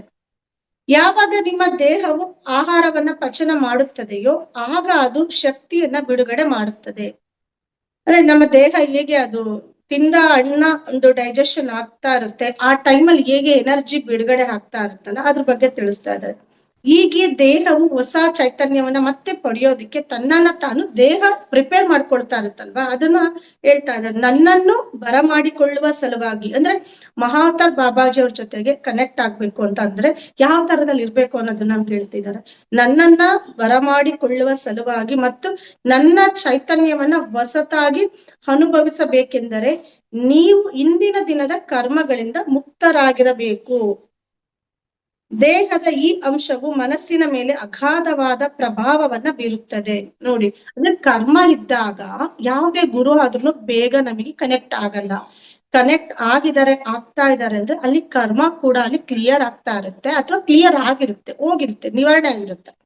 ಅಲ್ಲಿ ನಮ್ಗೆ ತಿಳಿಸ್ತಿರೋದು ಈ ತರಹದ ಕರ್ಮಗಳಿಂದ ನಾವು ಮುಕ್ತರಾಗ್ಬೇಕಾಗತ್ತೆ. ಅವ್ರನ್ನ ನಾವು ಸ್ವೀಕಾರ ಮಾಡ್ಬೇಕು ಮಹಾವತಾರ್ ಬಾಬಾನ ಅಂತಂದ್ರೆ. ದೇಹದ ಈ ಅಂಶವು ಮನಸ್ಸಿನ ಮೇಲೆ ಅಗಾಧವಾದ ಒಂದು ಪ್ರಭಾವವನ್ನ ಬೀರುತ್ತೆ ಅಂತ ತಿಳಿಸ್ತಿದ್ದಾರೆ. ಒಂದು ವೇಳೆ ನಿಮ್ಮ ದೇಹವನ್ನು ಸ್ವೀಕರಿಸುವ ಸ್ಥಿತಿಯಲ್ಲಿ ಇರಿಸಬೇಕೆಂದರೆ ಆಗ ಸರಿಯಾದ ಸಾತ್ವಿಕ ಆಹಾರವನ್ನ ತಿನ್ನಿ. ಅಂದ್ರೆ ಬಾಬಾಜಿ ಅವರನ್ನ ನಾವು ಸ್ವೀಕಾರ ಮಾಡ್ಕೋಬೇಕು ಅಥವಾ ಪಡ್ಕೋಬೇಕು, ಅವ್ರ ಜೊತೆ ಕನೆಕ್ಟಿವಿಟಿಯಲ್ಲಿ ಇಟ್ಕೋಬೇಕು ಅಂದ್ರೆ ನಾವು ಸಾತ್ವಿಕ ಆಹಾರವನ್ನ ಊಟ ಮಾಡ್ಬೇಕಾಗುತ್ತೆ. ಅಂದ್ರೆ ಈ ಹಣ್ಣು ಹಂಪ್ಲು ಇಂದ ಹಿಡಿದು ತರಕಾರಿ, ಒಳ್ಳೆ ತರಕಾರಿ ಆಯ್ತು, ಅದಾದ್ರೂ ಸಾತ್ವಿಕ ಊಟ ಅಂದ್ರೆ ಬರೀ ಉಪ್ಪು ಖಾರ ಮಸಾಲೆ ಅದನ್ನ ಕಮ್ಮಿ ಮಾಡೋದಷ್ಟೇ ಅಂತ ಅಲ್ಲ, ಎಲ್ಲಾ ರೀತಿಯಲ್ಲೂ ಕೂಡ ನಿಮಗೆ ಗೊತ್ತಿರುತ್ತೆ. ಸಾತ್ವಿಕ ಅಂದ್ರೆ ಈ ಒಂದು ವೆಜಿಟೇರಿಯನ್ ನಲ್ಲಿ ತಿನ್ಬೇಕು, ಆ ವೆಜಿಟೇರಿಯನ್ ಅಲ್ಲಿ ಕೂಡ ಮಸಾಲೆ ಯಾವ್ದು ಇಲ್ದಂಗೆ, ಒಂದು ಖಾರ ಜಾಸ್ತಿ ಇಲ್ದಂಗೆ ಮೀಡಿಯಂ ಆಗಿ ಇಟ್ಕೊಂಡು ತಿನ್ಬೇಕಾಗುತ್ತೆ. ಅದನ್ನ ಸಾತ್ವಿಕ ಆಹಾರವನ್ನ ತಿನ್ನಿ ಅಂತ ಹೇಳ್ತಿದ್ದಾರೆ. ಅಗತ್ಯವಿರುವಷ್ಟು ಮಾತ್ರ ತಿನ್ನಿ. ಅಂದ್ರೆ ಅದನ್ನು ತಿನ್ಬೇಕು ಅಂದ್ರೆ ತುಂಬಾ ತಿನ್ನಕ್ ಹೋಗ್ಬೇಡಿ. ನಿಮಗೆ ಹಸಿವು ನಿಯಂತ್ರಣ ಮಾಡೋದಿಕ್ಕೆ, ಹಸಿವನ್ನ ಹೋಗ್ಲಾಡ್ಸೋದಿಕ್ಕೆ ಎಷ್ಟು ಬೇಕು ಅಷ್ಟನ್ನ ಮಾತ್ರ ತಿನ್ನಿ. ಇದರಿಂದ ನಿಮಗೆ ಆಳವಾದ ಮಟ್ಟದಲ್ಲಿ ನಿಮ್ಮ ಆತ್ಮದ ಅನುಭವವನ್ನ ಅರಿಯಲು ಮತ್ತೆ ಅರ್ಥ ಮಾಡಿಕೊಳ್ಳಲು ಖಚಿತವಾಗಿ ಸಾಧ್ಯವಾಗುತ್ತದೆ. ಆ ತರ ಮಾಡೋದ್ರಿಂದ ನಮ್ಮ ಒಂದು ಸೋಲಿಗೆ ಸಂಬಂಧಪಟ್ಟಂಗೆ, ಆತ್ಮಕ್ಕೆ ಸಂಬಂಧಪಟ್ಟಂಗೆ ಅದರ ಒಂದು ಎಕ್ಸ್ಪೀರಿಯನ್ಸ್ ಮಾಡ್ಕೋಬೇಕು. ನಮ್ಮ ಆತ್ಮ ನಮಗೆ ಕನೆಕ್ಟ್ ಆಗ್ಬೇಕು. ನಮ್ಗೆ ಕನೆಕ್ಟ್ ಆದ ಆತ್ಮ ನಮಗೆ ಮೆಸೇಜ್ ಕೊಡೋದು, ಮಾತಾಡ್ಸೋದು, ಅಥವಾ ಅದ್ರ ಜೊತೆ ಕನೆಕ್ಟಿವಿಟಿಯಲ್ಲಿ ಇರೋದು ಆಗುತ್ತಲ್ಲ, ಅದರ ಅನುಭವ ಅರಿಯೋದಿಕ್ಕೆ ಇದೆಲ್ಲ ನಮಗೆ ಸಹಾಯ ಆಗುತ್ತೆ. ಪಲ್ಲವಿ ಮೇಡಮ್ ಕೇಳ್ತಾ ಇದ್ದಾರೆ, 21 ವಿವಿಧ ಭಾಷೆಯಲ್ಲಿ ನೀವು ಮಾತಾಡ್ತೀರಾ. ಈ ಮೊದಲು ನನಗೆ ಹೇಳಿದ್ರಿ ನೀವು ಯಾವ ಯಾವ ಭಾಷೆಯಲ್ಲಿ ಮಾತನಾಡ್ತೀರಿ, ದಯವಿಟ್ಟು ಇದ್ರ ಬಗ್ಗೆ ನನಗೆ ತಿಳಿಸ್ತೀರಾ ಅಂತ ಇಲ್ಲಿ ಬಾಬಾಜಿ ಅವ್ರನ್ನ ಕೇಳ್ತಾ ಇದ್ದಾರೆ. ಆಗ ಬಾಬಾಜಿ ಅವ್ರು ಹೇಳ್ತಾ ಇದ್ದಾರೆ, ನಾನು ಪ್ರಕೃತಿಯೊಡನೆ ಒಂದಾಗಿರೋದ್ರಿಂದ ಯಾವುದೇ ಭಾಷೆಯನ್ನ ಮಾತನಾಡಬಲ್ಲೆ. ಅಂದ್ರೆ ಇವರು ಕಂಪ್ಲೀಟ್ ಆಗಿ ಪ್ರಕೃತಿಯೊಡನೆ ಇನ್ವಾಲ್ವ್ ಆಗಿದ್ದಾರೆ, ಅಂದ್ರೆ ಕಂಪ್ಲೀಟ್ ಆಗಿ ಎಲ್ಲಾ ಕಡೆಗೂ ಬಾಬಾಜಿ ಇದ್ದಾರೆ. ಆ ತರ ನಾನು ಇರೋದ್ರಿಂದ ನಾನು ಯಾವುದೇ ತರಹದ ಭಾಷೆ ಕೂಡ ನಾನು ಮಾತಾಡ್ತೀನಿ. ನನ್ನ ಸಂಪರ್ಕಕ್ಕೆ ಬರುವ ಯಾವುದೇ ಆತ್ಮದ ಜೊತೆ ನಾನು ಮಾತಾಡಬಲ್ಲೆ ಅಂತ ತಿಳಿಸ್ತಾ ಇದ್ದಾರೆ. ಆದ್ರೂ ಕೂಡ ನೀನ್ ಹೇಳಿದ್ದು ಸತ್ಯ, ನಾನು 21 ಭಾಷೆಗಳು ಬೇರೆ ಬೇರೆಯಾದ ಜನರಿಂದ ಕಲಿತಿದ್ದೇನೆ ಅಂತ ತಿಳಿಸ್ತಾ ಇದ್ದಾರೆ. ಆ ಭಾಷೆಗಳ ಮೇಲೆ ನನಗೆ ಒಳ್ಳೆ ಕಂಟ್ರೋಲ್ ಇದೆ. ಅಂದ್ರೆ ಆದ್ರೂ ಕೂಡ ಒಂದು ಸ್ಪೆಷಲ್ ಯಾವ ತರ ಅಂದ್ರೆ ಇನ್ನು 21 ಭಾಷೆಯಲ್ಲಿ ನನ್ಗೆ ತುಂಬಾನೇ ಇರ್ತಾ ಇದೆ ಅಂತ ತಿಳಿಸ್ತಿದ್ದಾರೆ. ಯಾವ ಯಾವ ಭಾಷೆ ಅಂತಂದ್ರೆ Tamil, Hindi, Garhwali, Dutch, Spanish, English, Hebrew, Urdu, Taiwanese, Mandarin, Mayan, Canadian, ಪವಾನಿ, Malay, Bihari, Turkish, Sanskrit, Pali, Portuguese, Nigerian, Bengali ಮುಂತಾದವುಗಳು. ಇಷ್ಟು ಭಾಷೆಗಳ ಮೇಲೆ ಕೂಡ ಅವ್ರಿಗೆ ಇನ್ನು ತುಂಬಾ ಚೆನ್ನಾಗಿ ಕಂಟ್ರೋಲ್ ಇದೆ ಅಂತ ತಿಳಿಸ್ತಾ ಇದ್ದಾರೆ. ನಾನು ಕಲಿತ ಭಾಷೆಗಳು ಆತ್ಮಕ್ಕೆ ಭಾಷೆಯ ಅಗತ್ಯ ಇಲ್ಲ ಅಂತಾನು ತಿಳಿಸ್ತಿದ್ದಾರೆ. ಇಷ್ಟೆಲ್ಲ ನಮ್ಮ ಭಾಷೆ ಕಲಿತರು ಕೂಡ ಎಲ್ಲ ಒಂದು ಆತ್ಮಕ್ಕೆ ಅರ್ಥ ಆಗ್ಬೇಕು ಅಂದ್ರೆ ಅದಕ್ಕೆ ಒಂದು ಲ್ಯಾಂಗ್ವೇಜ್ ಬೇಕಾಗಿಲ್ಲ. ಅದಕ್ಕೆ ಇಂಥ ಭಾಷೆನೇ ಬೇಕು ಅನ್ನೋ ಒಂದು ಅಗತ್ಯನೂ ಇಲ್ಲ. ಆದರೆ ಮನಸ್ಸಿಗಿದೆ ಅಷ್ಟೇ. ಎರಡು ಆತ್ಮಗಳ ಮಧ್ಯೆ ಸಂಭಾಷಣೆ ಎಂದರೆ ಅದು ಕಂಪನಗಳ ಭೇಟಿ ಮಾತ್ರ. ಒಂದು ವೈಬ್ರೇಷನ್ ಎಕ್ಸ್ಚೇಂಜ್ ಆಗ್ತಾ ಇರುತ್ತೆ. ಎರಡೂ ಒಂದು ಆತ್ಮಕ್ಕೆ ಒಂದು ಸಂಭಾಷಣೆ ಆಗ್ಬೇಕು ಅಂದ್ರೆ ಅಲ್ಲಿ ಒಂದು ವೈಬ್ರೇಷನ್ ಇರುತ್ತೆ. ಈಗ ಒಂದು ಒಳ್ಳೆ ಒಬ್ಬ ಮಾಸ್ಟರ್ ಬಂದಿದ್ದಾರೆ, ನಮ್ ಧ್ಯಾನ ಕುತ್ಕೊಂಡಿದೀವಿ, ಅವಾಗ ನಮ್ದು ಸಂಭಾಷಣೆ ನಡೀತಾ ಇದೆ ಅಂದ್ರೆ ಆ ಕಂಪನಗಳ ಒಂದು ವೈಬ್ರೇಷನ್ ಮುಖಾಂತರ ಅಲ್ಲಿ ಮಾತುಕತೆ ನಡೆಯುತ್ತೆ ಅಂತ ತಿಳಿಸ್ತಾ ಇದ್ದಾರೆ. ನಾನು ಎಷ್ಟೋ ಜನರ ಜೊತೆ ಕೆಲಸ ಮಾಡಿದ್ದೇನೆ, ಆದರೆ ಎಲ್ಲರೂ ನನ್ನನ್ನ ಸ್ವೀಕರಿಸೋದಿಲ್ಲ. ಎಷ್ಟೋ ಜನಗಳ ಜೊತೆಗೆ ನಾನು ಕೆಲಸ ಮಾಡಿದ್ದೀನಿ, ಅಂದ್ರೆ ಕೆಲಸ ಮೀನ್ಸ್ ಎಷ್ಟೋ ಆತ್ಮಗಳ ಜೊತೆಗೆ ಕನೆಕ್ಟ್ ಆಗ್ಬಿಟ್ಟು ಅವರ ಮುಖಾಂತರ ಇವರು ಎಷ್ಟೊಂದು ಆಧ್ಯಾತ್ಮಿಕ ಕೆಲಸ ಕಾರ್ಯಗಳನ್ನ ಇವರು ಮಾಡಿಸಿದ್ದಾರೆ. ಇದು ಯಾವ ತರದಲ್ಲಿ ಹೇಳ್ತಾ ಇದ್ದಾರೆ ಅಂದ್ರೆ ಒಂದು ಇಮೇಲ್, ಹೇಗೆ ಒಂದು ಇಮೇಲ್ ಇರುತ್ತೆ, ಆ ಇಮೇಲ್ ಮೇಲೆ ಕಾರ್ಯ ಮಾಡುವ ಪ್ರಕ್ರಿಯೆ ಹಾಗೆ. ಅಂದ್ರೆ ಕೆಲವರು ಸರಿಯಾದ ಸಮಯಕ್ಕೆ ಆ ಇಮೇಲ್ ನ ಸ್ವೀಕಾರ ಮಾಡ್ತಾರೆ ಅಥವಾ ಒಂದು ರಿಯಾಕ್ಷನ್ ಕೊಡ್ತಾರೆ, ಏನು ರಿಯಾಕ್ಟ್ ಮಾಡಿ ಹೌದು ಆ ಇಮೇಲ್ ಸರಿಯಾಗಿ ಅದಕ್ಕೆ ಆನ್ಸರ್ ಮಾಡ್ತಾರೆ. ಮತ್ತೆ ಕೆಲವರು ಸ್ವಲ್ಪ ಸಮಯದ ನಂತರ ನೋಡ್ತಾರೆ, ಅಂದ್ರೆ ಕೆಲವರು ಅದನ್ನ ಬೇಗ ನೋಡಿ ರಿಯಾಕ್ಟ್ ಮಾಡ್ತಾರೆ, ಕೆಲವರು ಇನ್ನ ಸ್ವಲ್ಪ ತಾದ್ಮೇಲೆ ನೋಡ್ಬೋದು, ಇನ್ನ ಕೆಲವರು ಅದನ್ನ ನೋಡೋದೇ ಇಲ್ಲ. ಈ ತರಹದ ಒಂದು ಅನ್ವಾಂಟೆಡ್ ಅಂತ ಬಿಟ್ಟಾಕ್ಬಿಡ್ಬೋದು, ಆತರ ಅಗತ್ಯ ಇಲ್ಲ ಅಂತ ಅದನ್ನ ಒಂದು ರೀತಿ ಡಿಲೀಟ್ ಕೂಡ ಮಾಡ್ಬಹುದು, ಆ ತರದಲ್ಲಿ ಇರುತ್ತೆ ಅಂತ ತಿಳಿಸ್ತಾ ಇದ್ದಾರೆ. ಈ ಆತ್ಮಗಳ ಸಂಭಾಷಣೆ ಮಾಡಲು ಒಬ್ಬ ಸ್ವೀಕೃತಿಯ ಆವರ್ತನ ಪ್ರಕಂಪನಗಳಲ್ಲಿ ಕಂಪಿಸಬೇಕು. ಅಂದ್ರೆ ಒಬ್ಬ ಅದನ್ನ ಆತ್ಮಗಳು ಒಂದಕ್ಕೊಂದು ಸಂಭಾಷಣೆ ನಡೆಸ್ಬೇಕು ಅಂದ್ರೆ ನಾನು ಒಬ್ರ ಜೊತೆ ಮಾತಾಡ್ಬೇಕು, ಒಂದು ಆತ್ಮದ ಜೊತೆಗೆ ಆ ಆತ್ಮ ಕೂಡ ಸ್ವೀಕಾರ ಮಾಡುವ ಮನೋಭಾವದಲ್ಲಿ ಇರ್ಬೇಕಲ್ವಾ. ಅದೇ ತರದಲ್ಲಿ ಬಾಬಾಜಿ ಕೂಡ ಆ ಕಂಪನಗಳು ಕೂಡ ಒಂದಕ್ಕೊಂದು ಮ್ಯಾಚ್ ಆಗ್ಬೇಕು ಅಂತ ತಿಳಿಸ್ತಾ ಇದ್ದಾರೆ. ಇದಕ್ಕಾಗಿ ನಾವು ನಮ್ಮ ಮನಸ್ಸಿಗೆ ಒಂದು ಟ್ರೈನಿಂಗ್ ಅಂದ್ರೆ ಒಂದು ತರಬೇತಿಯನ್ನ ಕೊಡ್ಬೇಕು. ಸ್ವೀಕೃತಿಯ ಆವರ್ತನಗಳಲ್ಲಿ ಇದ್ದಾಗ ಮಾತ್ರ, ಅಂದ್ರೆ ಒಂದು ಅಕ್ಸೆಪ್ಟ್ ಮಾಡುವ ಮನೋಭಾವದಲ್ಲಿ ಇದ್ದಾಗ ಮಾತ್ರ ನಾನು ಆತ್ಮಗಳೊಡನೆ ಆ ತರಹದ ಕಾರ್ಯಗಳನ್ನ ಪ್ರಾರಂಭ ಮಾಡ್ತೇನೆ. ಅಂದ್ರೆ ಅವ್ರನ್ನ ಒಪ್ಕೋಬೇಕು ನಾವು. ಮಹಾತಾರ್ ಬಾಬಾಜಿ ನಮ್ ಜೊತೆ ಈ ತರ ಕನೆಕ್ಟ್ ಆಗಿದ್ದಾರೆ, ಮಾತಾಡ್ತಾರೆ, ನಮ್ಮನ್ನ ಈ ತರದಲ್ಲಿ ಏನೋ ಒಂದು ಕೆಲ್ಸಕ್ಕೆ ನಮ್ಮನ್ನ ಇನ್ವಾಲ್ವ್ ಮಾಡ್ತಾ ಇದ್ದಾರೆ ಅಂದ್ರೆ ಅವರು ಏನ್ ಹೇಳ್ತಾರೆ ಅದನ್ನ ನಾವು ಅಕ್ಸೆಪ್ಟ್ ಒಪ್ಕೊಂಡಾಗ ಮಾತ್ರ ಆಗ ಆ ಒಪ್ಪಂದ ಅನ್ನೋದು ಕಂಪ್ಲೀಟ್ ಆಗಿ ಮುಂದುವರಿತಾ ಹೋಗುತ್ತೆ. ನಾವೇ ಒಪ್ಕೊಳ್ಳಿಲ್ಲ, ಇಲ್ಲ ನಾವ್ ರಿಜೆಕ್ಟ್ ಮಾಡಿದ್ವಿ ಅಥವಾ ನೆಗ್ಲೆಕ್ಟ್ ಮಾಡಿದ್ವಿ, ಗಮನ ಹಾಕೊಂಡ್ಲಿಲ್ಲ, ಆ ತರ ಇದ್ದಾಗ ಅಲ್ಲಿ ಯಾವುದೇ ತರ ಕೆಲಸ ಕಾರ್ಯ ಅನ್ನೋದು ಮುಂದುವರಿಯೋದಿಲ್ಲ. ಅದೇ ರೀತಿ ಅವರು ಕೂಡ ಈ ಪ್ರಕ್ರಿಯೆಯಲ್ಲಿ ಬೇರೆಯವರನ್ನ ಸಕ್ರಿಯಗೊಳಿಸಬಹುದು. ಯಾವ ತರದಲ್ಲಿ ಇವರು ಬಾಬಾಜಿ ಕನೆಕ್ಟ್ ಆಗಿ ಅವರಿಗೆ ಈ ತರಹದ ಕೆಲಸ ಕಾರ್ಯದಲ್ಲಿ ಅವರು ಟ್ರೈನಿಂಗ್ ಕೊಡೋದು ಅಥವಾ ಮಾಡ್ತಾರೆ, ಅದೇ ತರಹದಲ್ಲಿ ಕೂಡ ಬೇರೆಯವರನ್ನು ಕೂಡ ನಾವುಗಳು ಕೂಡ ಆ ತರಹದಲ್ಲಿ ಇನ್ವಾಲ್ವ್ ಮಾಡ್ಬೋದು ಅಂತ ತಿಳಿಸ್ತಾ ಇದ್ದಾರೆ. ನೆಕ್ಸ್ಟ್ ಹೆಡ್ಲೈನ್ ಅಲ್ಲಿ ಭೌತಿಕ ಅಮರತ್ವದ ರಹಸ್ಯ ಅಂತ, ಅಂದ್ರೆ ಇವರು ಭೌತಿಕ ದೇಹದಲ್ಲಿ ಯಾವ ತರಹದಲ್ಲಿ ಎಷ್ಟೋ ವರ್ಷಗಳಿಂದ ಅಲ್ಲೇ ಅಮರತ್ವವನ್ನು ಪಡ್ಕೊಂಡು ಹಾಗೆ ಅದೇ ದೇಹದಲ್ಲೇ ಹೇಗಿದ್ದಾರೆ ಅದಕ್ಕೆ ಸಂಬಂಧಪಟ್ಟಾಗೆ ಕೇಳ್ತಾ ಇದ್ದಾರೆ. ಇಲ್ಲಿ ಈ ಒಂದು ಅಭಾಸದ ಅಂದ್ರೆ ಅಮರತ್ವ ಎನ್ನುವುದು ಮಾನವ ಕುಲದ ಆಳವಾದ ಜ್ಞಾನ ಅಂತ ತಿಳಿಸ್ತಾ ಇದ್ದಾರೆ ಬಾಬಾಜಿ. ಇದ್ರ ಮೇಲೆ ಸ್ವಲ್ಪ ಬೆಳಕನ್ನ ಚೆಲ್ಲುತ್ತೀರಾ ಬಾಬಾಜಿ ಅಂತ ಕೇಳ್ತಾ ಇದ್ದಾರೆ ಪಲ್ಲವಿಯವರು. ಆಗ ಬಾಬಾಜಿ ಹೇಳ್ತಾ ಇದ್ದಾರೆ, ಒಂದು ಕಡೆ ಇತ್ತೀಚಿನ ವರ್ಷಗಳಲ್ಲಿ ಜನರನ್ನ ಹತ್ತಿರ ತರೋದಕ್ಕೆ ಈ ವಿಜ್ಞಾನ ಅನ್ನೋದು ಹೇಗೆ ಒಂದು ಕೆಲಸ ಕಾರ್ಯ ಮಾಡ್ತಾ ಇರುತ್ತೋ ಅದೇ ತರಹದಲ್ಲಿ ಈ ತಂತ್ರಜ್ಞಾನ ಅನ್ನೋದು ಕೂಡ ಅಜ್ಞಾನವನ್ನ ಬೆಳೆಸಿದೆ. ಅಂದ್ರೆ ನಾವೆಲ್ಲರೂ ಕೂಡ ಒಂದು ಟೆಕ್ನಿಕಲಿ ತುಂಬಾನೇ ಇಂಪ್ರೂವ್ಮೆಂಟ್ ಆಗಿದೀವಿ ಅಂತ ಒಂದು ಜಂಬ ಅಥವಾ ಒಂದು ಅಹಂಕಾರದಲ್ಲಿ ಹೇಗೆ ಮಾನವ ಅನ್ನೋನು ಹೇಳ್ಕೊಳ್ತಾ ಹೋಗ್ತಾ ಇರ್ತಾನೆ, ಅದು ತಿಳಿಸ್ತಾ ಇದ್ದಾರೆ. ಇದೊಂದು ಮೂರ್ಖತನ ಅಂತ ತಿಳಿಸ್ತಾ ಇದ್ದಾರೆ ಬಾಬಾಜಿ ಅವರು. ಹೇಗೆ ಒಂದು ಟೆಕ್ನಿಕಲಿ ಎಷ್ಟು ಅಡ್ವಾನ್ಸ್ ಆಗಿದೀವಲ್ಲ ಅದೆಲ್ಲ ಒಂದು ಮೂರ್ಖತನ ಅಂತ ತಿಳಿಸ್ತಿದ್ದಾರೆ. ಮಾನವ ಯಂತ್ರ ತಂತ್ರಜ್ಞಾನ ಚಾಲಿತ ಈ ಜೀವನವನ್ನ ಜನರು ಇದನ್ನೇ ಒಂದು ವಾಸ್ತವಿಕ ಸತ್ಯ ಅಂತ ಅದನ್ನ ಆನಂದದಿಂದ ಅನುಭವಿಸ್ತಾ ಇದ್ದಾರೆ. ಅಂದ್ರೆ ಇದು ಎಷ್ಟು ಒಂದು ತಪ್ಪು ಅಂತ ಇಲ್ಲಿ ನಮ್ಗೆ ತಿಳಿಸ್ತಾ ಇದ್ದಾರೆ. ಭೌತಿಕ ಈ ಅಮರತ್ವ ಅನ್ನುವ ಈ ಒಂದು ವರ್ಡ್ ಬಗ್ಗೆ ತಿಳಿಸ್ತಾ ಇದ್ದಾರೆ. ಇದು ಅಂದ್ರೆ ಹೊಸದಾಗಿ ರಚಿತವಾದ ಪದದಂತೆ ಕಂಡ್ರು ಕೂಡ ಇದು ಒಂದು ವಿಕಾಸಗೊಂಡ ತಂತ್ರಜ್ಞಾನದ ಮನಸ್ಸುಗಳಿಗಾಗಿ ಈ ಶಬ್ದವನ್ನ ಪರಿಶೀಲನೆ ಮಾಡೋದಕ್ಕೆ ಒಂದು ಸಂಶೋಧನೆಯ ಹೊಸ ಕ್ಷೇತ್ರವಾಗಿದೆ ಅಂತ ತಿಳಿಸ್ತಾ ಇದ್ದಾರೆ. ಅಂದ್ರೆ ಅಂತರಾತ್ಮವನ್ನ ಅನ್ವೇಷಣೆ ಮಾಡೋದು ಅಂದ್ರೆ ನಮ್ಮ ಅಂತರಾತ್ಮದ ಹುಡುಕಾಟ. ಆತ್ಮ ಇಲ್ಲಿದೆ ಅಂತ ನಮ್ಮ ಅಂತರಾತ್ಮದ ಹುಡುಕಾಟ ಅಂದ್ರೆ ಅದ್ ಅನ್ವೇಷಣೆ ಮಾಡ್ಬೇಕು ಅಂದ್ರೆ ಅದರ ಸಾಮರ್ಥ್ಯವನ್ನ ಪಡೆದಿದ್ದಾರೋ, ಯಾರು ಪಡ್ಕೊಂಡಿದ್ದಾರೋ, ಯಾರು ಬೆಳೆಸಿಕೊಂಡಿದ್ದಾರೋ ಅಂತವರಿಗೆ ಇದು ಆಶ್ಚರ್ಯವನ್ನ ಉಂಟು ಮಾಡೋದಿಲ್ಲ.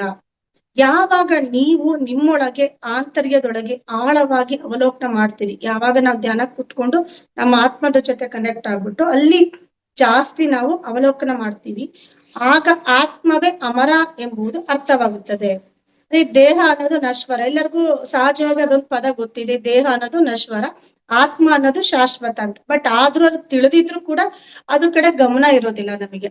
ಇಲ್ಲ ಈ ದೇಹನೇ ಶಾಶ್ವತ ಅನ್ನೋ ಅಷ್ಟು ಮಟ್ಟಿಗೆ ನಾವು ಜೀವನ ನಡೆಸ್ತಾ ಇರ್ತೀವಿ, ಜೀವನದಲ್ಲಿ ಇರ್ತೀವಲ್ಲ, ಅದನ್ನ ತಿಳಿಸ್ತಿದ್ದಾರೆ. ನಾನು ಶಾಶ್ವತ ಎಂಬ ಅಂತರ್ಧ್ವನಿಯು ನಿಮ್ಮ ಆಂತರ್ಯದ ಕೇಂದ್ರದಿಂದ ತರಂಗಗಳಂತೆ ಪ್ರತಿಧ್ವನಿಸುವುದು ನಿಮಗೆ ಕೇಳಿ ಬರುತ್ತದೆ. ಅಂದ್ರೆ ಒಳಗಿಂದ ಆತರ ಮೆಸೇಜಸ್ ಬರ್ತಾ ಹೋಗುತ್ತೆ, ನಾನೇ ಶಾಶ್ವತ ಅನ್ನೋದು. ಆದರೆ ನೀವು ಯಾವಾಗ ಕಣ್ಣುಗಳನ್ನ ತೆರೆಯುತ್ತೀರೋ, ಭೌತಿಕ ಜಗತ್ತನ್ನ ಸೇರುತ್ತೀರೋ, ಆಗ ಈ ಭಾವನೆ ಅನ್ನೋದು ಅನುಭವಿಸೋಕ್ ಕಷ್ಟ ಸಾಧ್ಯ. ನಾವ್ ಧ್ಯಾನ ಕುತ್ಕೊಂಡಾಗ ನಾವ್ ಅಂದ್ಕೊಂತೀವಿ, ಹೌದು ನಾವು ಆತ್ಮ, ನಾನು ಶಾಶ್ವತ, ನಾನು ಈ ದೇಹ ಅಷ್ಟೇ ಅಲ್ಲ ಅಂತ ನಮಗೆ ಅದು ಗೊತ್ತಾಗುತ್ತೆ, ಫೀಲ್ ಆಗುತ್ತೆ, ಗಮನಿಸ್ತೀವಿ. ಆದ್ರೆ ಈ ಒಂದು ಫಿಸಿಕಲ್ ವರ್ಲ್ಡ್ ಅಲ್ಲಿ ಈಗ ಮತ್ತೆ ಕೆಲಸ ಕಾರ್ಯದಲ್ಲಿ ನಾವು ತೊಡಗ್ತಾ ನಮ್ಮದೇ ಆದ ಒಂದು ಇನ್ವಾಲ್ವ್ಮೆಂಟ್ ಅಲ್ಲಿ ನಾವ್ ಇದ್ದಾಗ ಯಾವ್ದು ನೆನಪಿಗೆ ಬರೋದಿಲ್ಲ ಅಲ್ವಾ, ಆ ಭಾವನೆ ಕೂಡ ಇರೋದಿಲ್ಲ. ಅದನ್ನ ನಮಗಿಲ್ಲಿ ಹೇಳ್ತಾ ಇದ್ದಾರೆ. ದೇಹ, ಮನಸ್ಸು, ಆತ್ಮ ಬೇರೆ ಬೇರೆ ಘಟಕಗಳಲ್ಲ. ಅದೇ ನಾವ್ ದೇಹ ಬೇರೆ, ಆತ್ಮ ಬೇರೆ, ಮನಸ್ಸು ಬೇರೆ ಅಂತ ನಾವ್ ಮಾತಾಡ್ಕೊಳ್ತೀವಲ್ಲ, ಅದಲ್ಲವೇ ಅಲ್ಲ ಅಂತ ಹೇಳ್ತಿದ್ದಾರೆ. ಒಂದು ಉದಾಹರಣೆ ಕೊಡ್ತಾ ಇದ್ದಾರೆ ಇಲ್ಲಿ. ಒಂದು ಕೇಕ್ ಹೇಳ್ತಾ ಇದ್ದಾರೆ. ಆ ಕೇಕ್ ಮಾಡ್ಬೇಕಾದ್ರೆ ಅದಕ್ಕೆ ಬೇರೆ ಬೇರೆ ಲೇಯರ್ಸ್ ನಾವ್ ಹಾಕ್ತಾ ಹೋಗ್ತೀವಲ್ವಾ, ನೀವು ಅದಕ್ಕೆ ಅಲಂಕಾರ ಮಾಡ್ತೀರಿ, ಆತರ ಎಲ್ಲ ಲೇಯರ್ಸ್ ಹಾಕಿ ಅದರ ಮೇಲೆ ಐಸಿಂಗ್ ಮಾಡ್ತೀರಿ. ಅದರ ಕಣಕ್ಕೂ ಕೂಡ ಬೇರೆ ಬೇರೆ ತರಹದ ಪರಿಮಳ ಅಂದ್ರೆ ಒಂದು ಫ್ರಾಗ್ರೆನ್ಸ್ ನ ಹಾಕ್ತಾ ಹೋಗ್ತೀರಾ.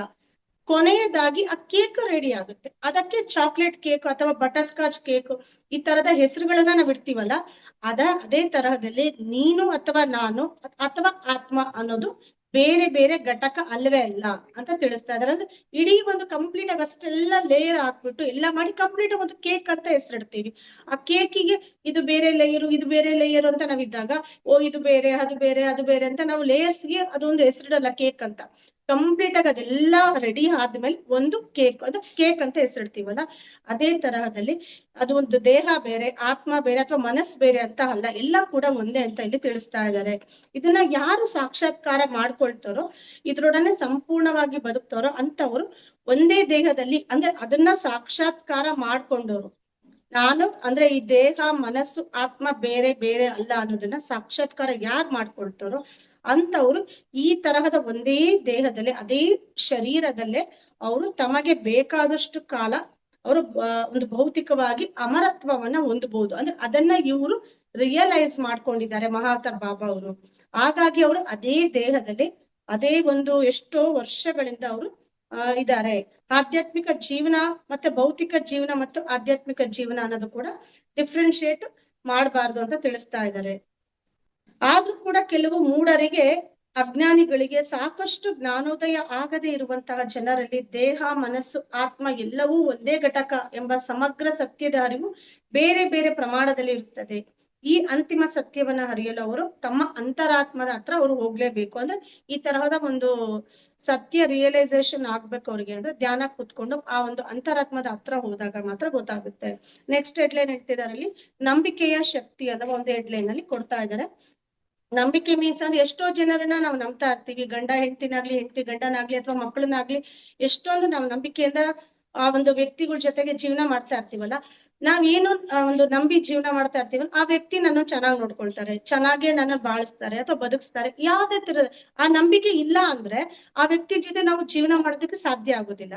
ಅಥವಾ ಮಕ್ಕಳನ್ನ ನಾವು ನಂಬ್ಲಿಲ್ಲ ಅಂತಂದ್ರೆ ಮಕ್ಳ ಜೊತೆಗೂ ನಾವು ಜೀವನ ಮಾಡೋದಕ್ಕೆ ಆಗೋದಿಲ್ಲ. ಹಾಗೆ ಇಲ್ಲಿ ನಮ್ಗೆ ತಿಳಿಸ್ತಾ ಇದ್ದಾರೆ. ನಂಬಿಕೆ ಅನ್ನೋದಕ್ಕೆ ಒಂದು ಉದಾಹರಣೆ ಕೊಡ್ತಾ ಇದ್ದಾರೆ. ಭೂತಾಯಿಗೆ ಸಂಬಂಧಪಟ್ಟಾಗೆ ಉದಾಹರಣೆ ಕೊಡ್ತಿದ್ದಾರೆ. ಆಕೆ ನಂಬುತ್ತಾಳೆ, ಅಂದ್ರೆ ಭೂಮಿ ಆಕೆ ನಂಬ್ತಾಳೆ ತಾನು ಜೀವಿಸಬಲ್ಲೆ ಎಂದು. ಅಂದ್ರೆ ಭೂತಾಯಿ ನಾನ್ ಜೀವನ ಮಾಡ್ತೀನಿ ಅಂತ ನಂಬ್ತಾಳೆ. ನಾನು ಸೃಷ್ಟಿಸಬಲ್ಲೆ ಅಂದ್ರೆ ಒಂದು ಕ್ರಿಯೇಟ್ ಮಾಡಬಲ್ಲೆ, ಏನೇ ಆಗ್ಲಿ ಒಂದು ಕ್ರಿಯೇಷನ್ ನಾನ್ ಮಾಡ್ಬಲ್ಲೆ ನಂಬ್ತಾಳೆ. ಆಕೆ ನಾನು ಉಂಡಿಸ್ಬಲ್ಲೆ. ಅಂದ್ರೆ ಇಷ್ಟೆಲ್ಲ ಪ್ರೋಸೆಸ್ ಆಕೆ ಎಲ್ಲ ನಂಬೋದ್ರಿಂದಾನೆ ನಾವು ಇಷ್ಟು ಒಂದು ಆಹಾರವನ್ನ ಸೇವನೆ ಮಾಡ್ತಾ ಹೊಟ್ಟೆ ತುಂಬಿಸ್ಕೊಳ್ತಾ ಇದ್ದೀವಿ. ನಾನು ಜೀವಿಸಬಲ್ಲೆ, ಹಾಗೆ ಸೃಷ್ಟಿಸಬಲ್ಲೆ, ಉಣ್ಣಿಸಬಲ್ಲೆ. ಅಂದ್ರೆ ಬೇರೆಯವ್ರಿಗೆ ಎಷ್ಟು ಜನಕ್ಕೆಲ್ಲ ಆಕೆ ಆ ತರದ ಆಹಾರ ಧಾನ್ಯಗಳನ್ನ ಕೊಡ್ತಾ ಇದ್ದಾಳೆ. ಭೂಮಿ ಯಾವಾಗ ತನ್ನ ಆ ನಂಬಿಕೆಯನ್ನ ಕಳೆದುಕೊಳ್ತಾಳೋ ಅಥವಾ ಕಳೆದುಕೊಂಡ್ರೆ ಏನಾಗಬಹುದು ಅನ್ನೋದನ್ನ ಊಹಿಸ್ಕೊಳ್ಳಿ. ನೀವು ಊಹಿಸ್ಕೊಳ್ಳಲು ಕೂಡ ಸಾಧ್ಯವಿಲ್ಲ ಅಲ್ವಾ. ಆ ನಂಬಿಕೆಯನ್ನ ಕಳ್ಕೊಂಡಾಗ ನಾವು ಕೂಡ ಜೀವಂತವಾಗಿರೋದಕ್ಕೆ ಸಾಧ್ಯ ಇಲ್ಲ. ಅಂದ್ರೆ ನಮಗೆ ಆಹಾರನ ಸಿಗದೆ ಇದ್ದಾಗ ಹೇಗೆ ಜೀವಂತವಾಗಿರ್ತೀವಿ. ಆಕೆ ಸ್ವತಃ ಆಹಾರ ಕೊಡೋಳು ತಾಯಿ ಭೂಮಿನೇ, ಆಕೆ ಆಹಾರ ಕೊಡದೆ ಅಥವಾ ನಂಬಿಕೆ ನನ್ನ ಮೇಲೆ ನಂಗೆ ನಂಬಿಕೆ ಇಲ್ಲಪ್ಪ, ನನಗೆ ನಾನು ಯಾವ್ದೇ ತರಹದ ಆಹಾರನ ಸೃಷ್ಟಿ ಮಾಡೋದಿಲ್ಲ ಅಂತ ಆಕಿಗೆ ಅಪನಂಬಿಕೆ ಇತ್ತು ಅಂದ್ರೆ ನಮಗೆ ಹೇಗೆ ಆಹಾರ ಕೊಡ್ತಾಳೆ ಅದನ್ನ ತಿಳಿಸ್ತಿದ್ದಾರೆ. ಆಗ ಆತರ ಇದ್ದಾಗ ನಮ್ಮ ಸ್ಥಿತಿ ಹೇಗಾಗಿರ್ತಿತ್ತು ಅಂತ. ಈ ನಂಬಿಕೆ ಅನ್ನೋ ಶಕ್ತಿಯು ಯಾವಾಗಲೂ ನಿರಂತರವಾಗಿ ವಿಸ್ತಾರಗೊಳ್ಳುವಂತಹ ಒಂದು ಪ್ರಕ್ರಿಯೆ, ಯಾವಾಗ್ಲೂ ಕೂಡ ಅದು ಒಂದು ಕಂಪ್ಲೀಟ್ ಆಗಿ ಎಲ್ಲಾ ಕಡೆಗೂ ಕೂಡ ಹರಡ್ತಾ ಇರುತ್ತೆ. ಆ ತರದೊಂದು ಪ್ರೋಸೆಸ್ ಅದು. ಈ ಚೈತನ್ಯ ಶಕ್ತಿಯನ್ನು ಕೇವಲ ನಿಮ್ಮೊಳಗೆ ಅರಿಯೋದಿಕ್ಕೆ ಬಿಡಿ, ನಿಮ್ಮ ಸುತ್ತಮುತ್ತಲೆಲ್ಲ ಆಗ ಪವಾಡ ಅನ್ನೋದು ಸಂಭವಿಸುತ್ತನ್ನ ನೀವು ನೋಡ್ತೀರಿ ಅಂತ ತಿಳಿಸ್ತಾ ಇದ್ದಾರೆ. ಆ ನಂಬಿಕೆ ಇಟ್ಕೊಂಡು ನಾವು ಧ್ಯಾನಕ್ಕೆ ಕುತ್ಕೋಬೇಕು. ಆಗ ಆ ಸುತ್ತಮುತ್ತಲು ನಮಗೆ ನಡೆಯೋ ಪವಾಡವನ್ನ ನಾವೇ ನೋಡ್ತಾ ಹೋಗ್ತೀವಿ. ಹೇಗೆ ಒಂದು ಬೀಜ ಗಿಡ ಆಗುತ್ತೆ, ಮರಿಗಳು ಹಾರಲಕ್ಕೆ ಕಲಿತ ಕೂಡಲೇ ಪಕ್ಷಿಗಳು ಹೇಗೆ ಅವುಗಳನ್ನ ಸ್ವತಂತ್ರವಾಗಿರಲು ಬಿಡ್ತಾರೆ, ಅಂದ್ರೆ ಈಗ ಒಂದು ಅಕ್ಕಿ ಪಕ್ಷಿಗಳು ಕೂಡ ಸಣ್ಣ ಸಣ್ಣ ಮರಿಯಿಂದ ತುಂಬಾ ಚೆನ್ನಾಗಿ ನೋಡ್ಕೊಳ್ತಾರೆ. ಒಂದು ರೆಕ್ಕೆ ಬಲಿತ ಒಂದು ಪಕ್ಷಿ ಆಯ್ತು ಅಂದ್ರೆ ಅದನ್ನ ಹಾರಕ್ ಬಿಟ್ಬಿಡ್ತವೆ ಪಕ್ಷಿಗಳು ಅಲ್ವಾ. ಅದೇ ತರಹದಲ್ಲಿ ಸಸ್ಯಗಳಿಗೆ ನೀರು ಹೇಗೆ ಬೇಕು ಅನ್ನೋದು ಮೋಡಕ್ಕೆ ಗೊತ್ತಾಗುತ್ತೆ. ಎಲ್ಲ ಗಿಡ ಮರಗಳಿಂದ ಹಿಡಿದು ಸಸ್ಯಗಳಿಂದ ಹಿಡಿದು ಎಲ್ಲವೂ ಬೆಳೀತಾ ಇದೆ. ಆದ್ರೆ ಅವುಗಳು ಬೆಳಿಲಿಕ್ಕೆ ನೀರ್ ಬೇಕು. ಮೋಡ ನೀರು ಅಂದ್ರೆ ಈಗ ಮಳೆ ಬಂದ್ರೆ ತಾನೇ ಅದು ಸಸಿಗಳು ಬೆಳೆಯೋದು. ಆ ಮೋಡಕ್ಕೆ ಹೇಗೆ ಗೊತ್ತಾಗುತ್ತೆ? ಅದೊಂಥರ ನಂಬಿಕೆ ಅದು. ಹೌದು, ನನಗೆ ಮೋಡ ನೀರ್ ಸುರಿಸುತ್ತೆ, ನಾನು ಒಂದು ಸಸಿ ಅನ್ನೋದು ಬೆಳಿತಾ ಬೆಳಿತಾ ಮರವಾಗ್ತೀನಿ ನಾನು ಅಂತ ಆ ನಂಬಿಕೆ ಇರುತ್ತಲ್ಲ, ಆ ನಂಬಿಕೆ ಮೇಲೆ ಹೇಳ್ತಾ ಇದ್ದಾರೆ. ಸಸಿಗಳು ನೀರು ಬೇಕು ಅನ್ನೋದನ್ನ ಮೋಡಗಳಿಗೆ ಹೇಗೆ ಗೊತ್ತಾಗುತ್ತೆ? ಇದೆಲ್ಲ ಕೇವಲ ಸಂಭವಿಸುತ್ತದೆ, ಜಸ್ಟ್ ನಡೆಯುತ್ತೆ ಅಷ್ಟೇ. ಏಕೆಂದರೆ ಇವೆಲ್ಲ ತಮ್ಮನ್ನು ಮತ್ತು ಇತರರನ್ನು ಕೂಡ ನಂಬುವುದನ್ನ ಎಂದೂ ನಿಲ್ಲಿಸೋದಿಲ್ಲ. ಅವುಗಳು ತನ್ನನ್ನು ನಂಬ್ತವೆ, ಹಾಗೆ ಬೇರೆಯವ್ರನ್ನು ಕೂಡ ನಂಬೋದನ್ನ ಯಾವತ್ತೂ ನಿಲ್ಸೋದಿಲ್ಲ. ಅಂದ್ರೆ ಆ ನಂಬಿಕೆ ಅನ್ನೋ ಪದಕ್ಕೆ ಅಷ್ಟು ಶಕ್ತಿ ಇದೆ, ಅದನ್ನ ತಿಳಿಸ್ತಾ ಇದ್ದಾರೆ. ಆದ್ರೆ ಮನುಷ್ಯರು ತಮ್ಮ ಈ ಪವಾಡ ಸದೃಶ ಶಕ್ತಿಶಾಲಿ ಚೈತನ್ಯ ಶಕ್ತಿಯನ್ನ ಕಳೆದುಕೊಂಡಿದ್ದಾರೆ. ಅಂದ್ರೆ ಮನುಷ್ಯರು, ಪ್ರತಿಯೊಬ್ಬ ಮನುಷ್ಯ ಕೂಡ ಜಾಸ್ತಿ ಯಾರನ್ನು ಕೂಡ ನಂಬೋದಕ್ಕೆ ಹೆಸಿಟೇಟ್, ತುಂಬಾ ಅನುಮಾನ ಪಡ್ತಾ ಇರ್ತಾರೆ ಮನುಷ್ಯ.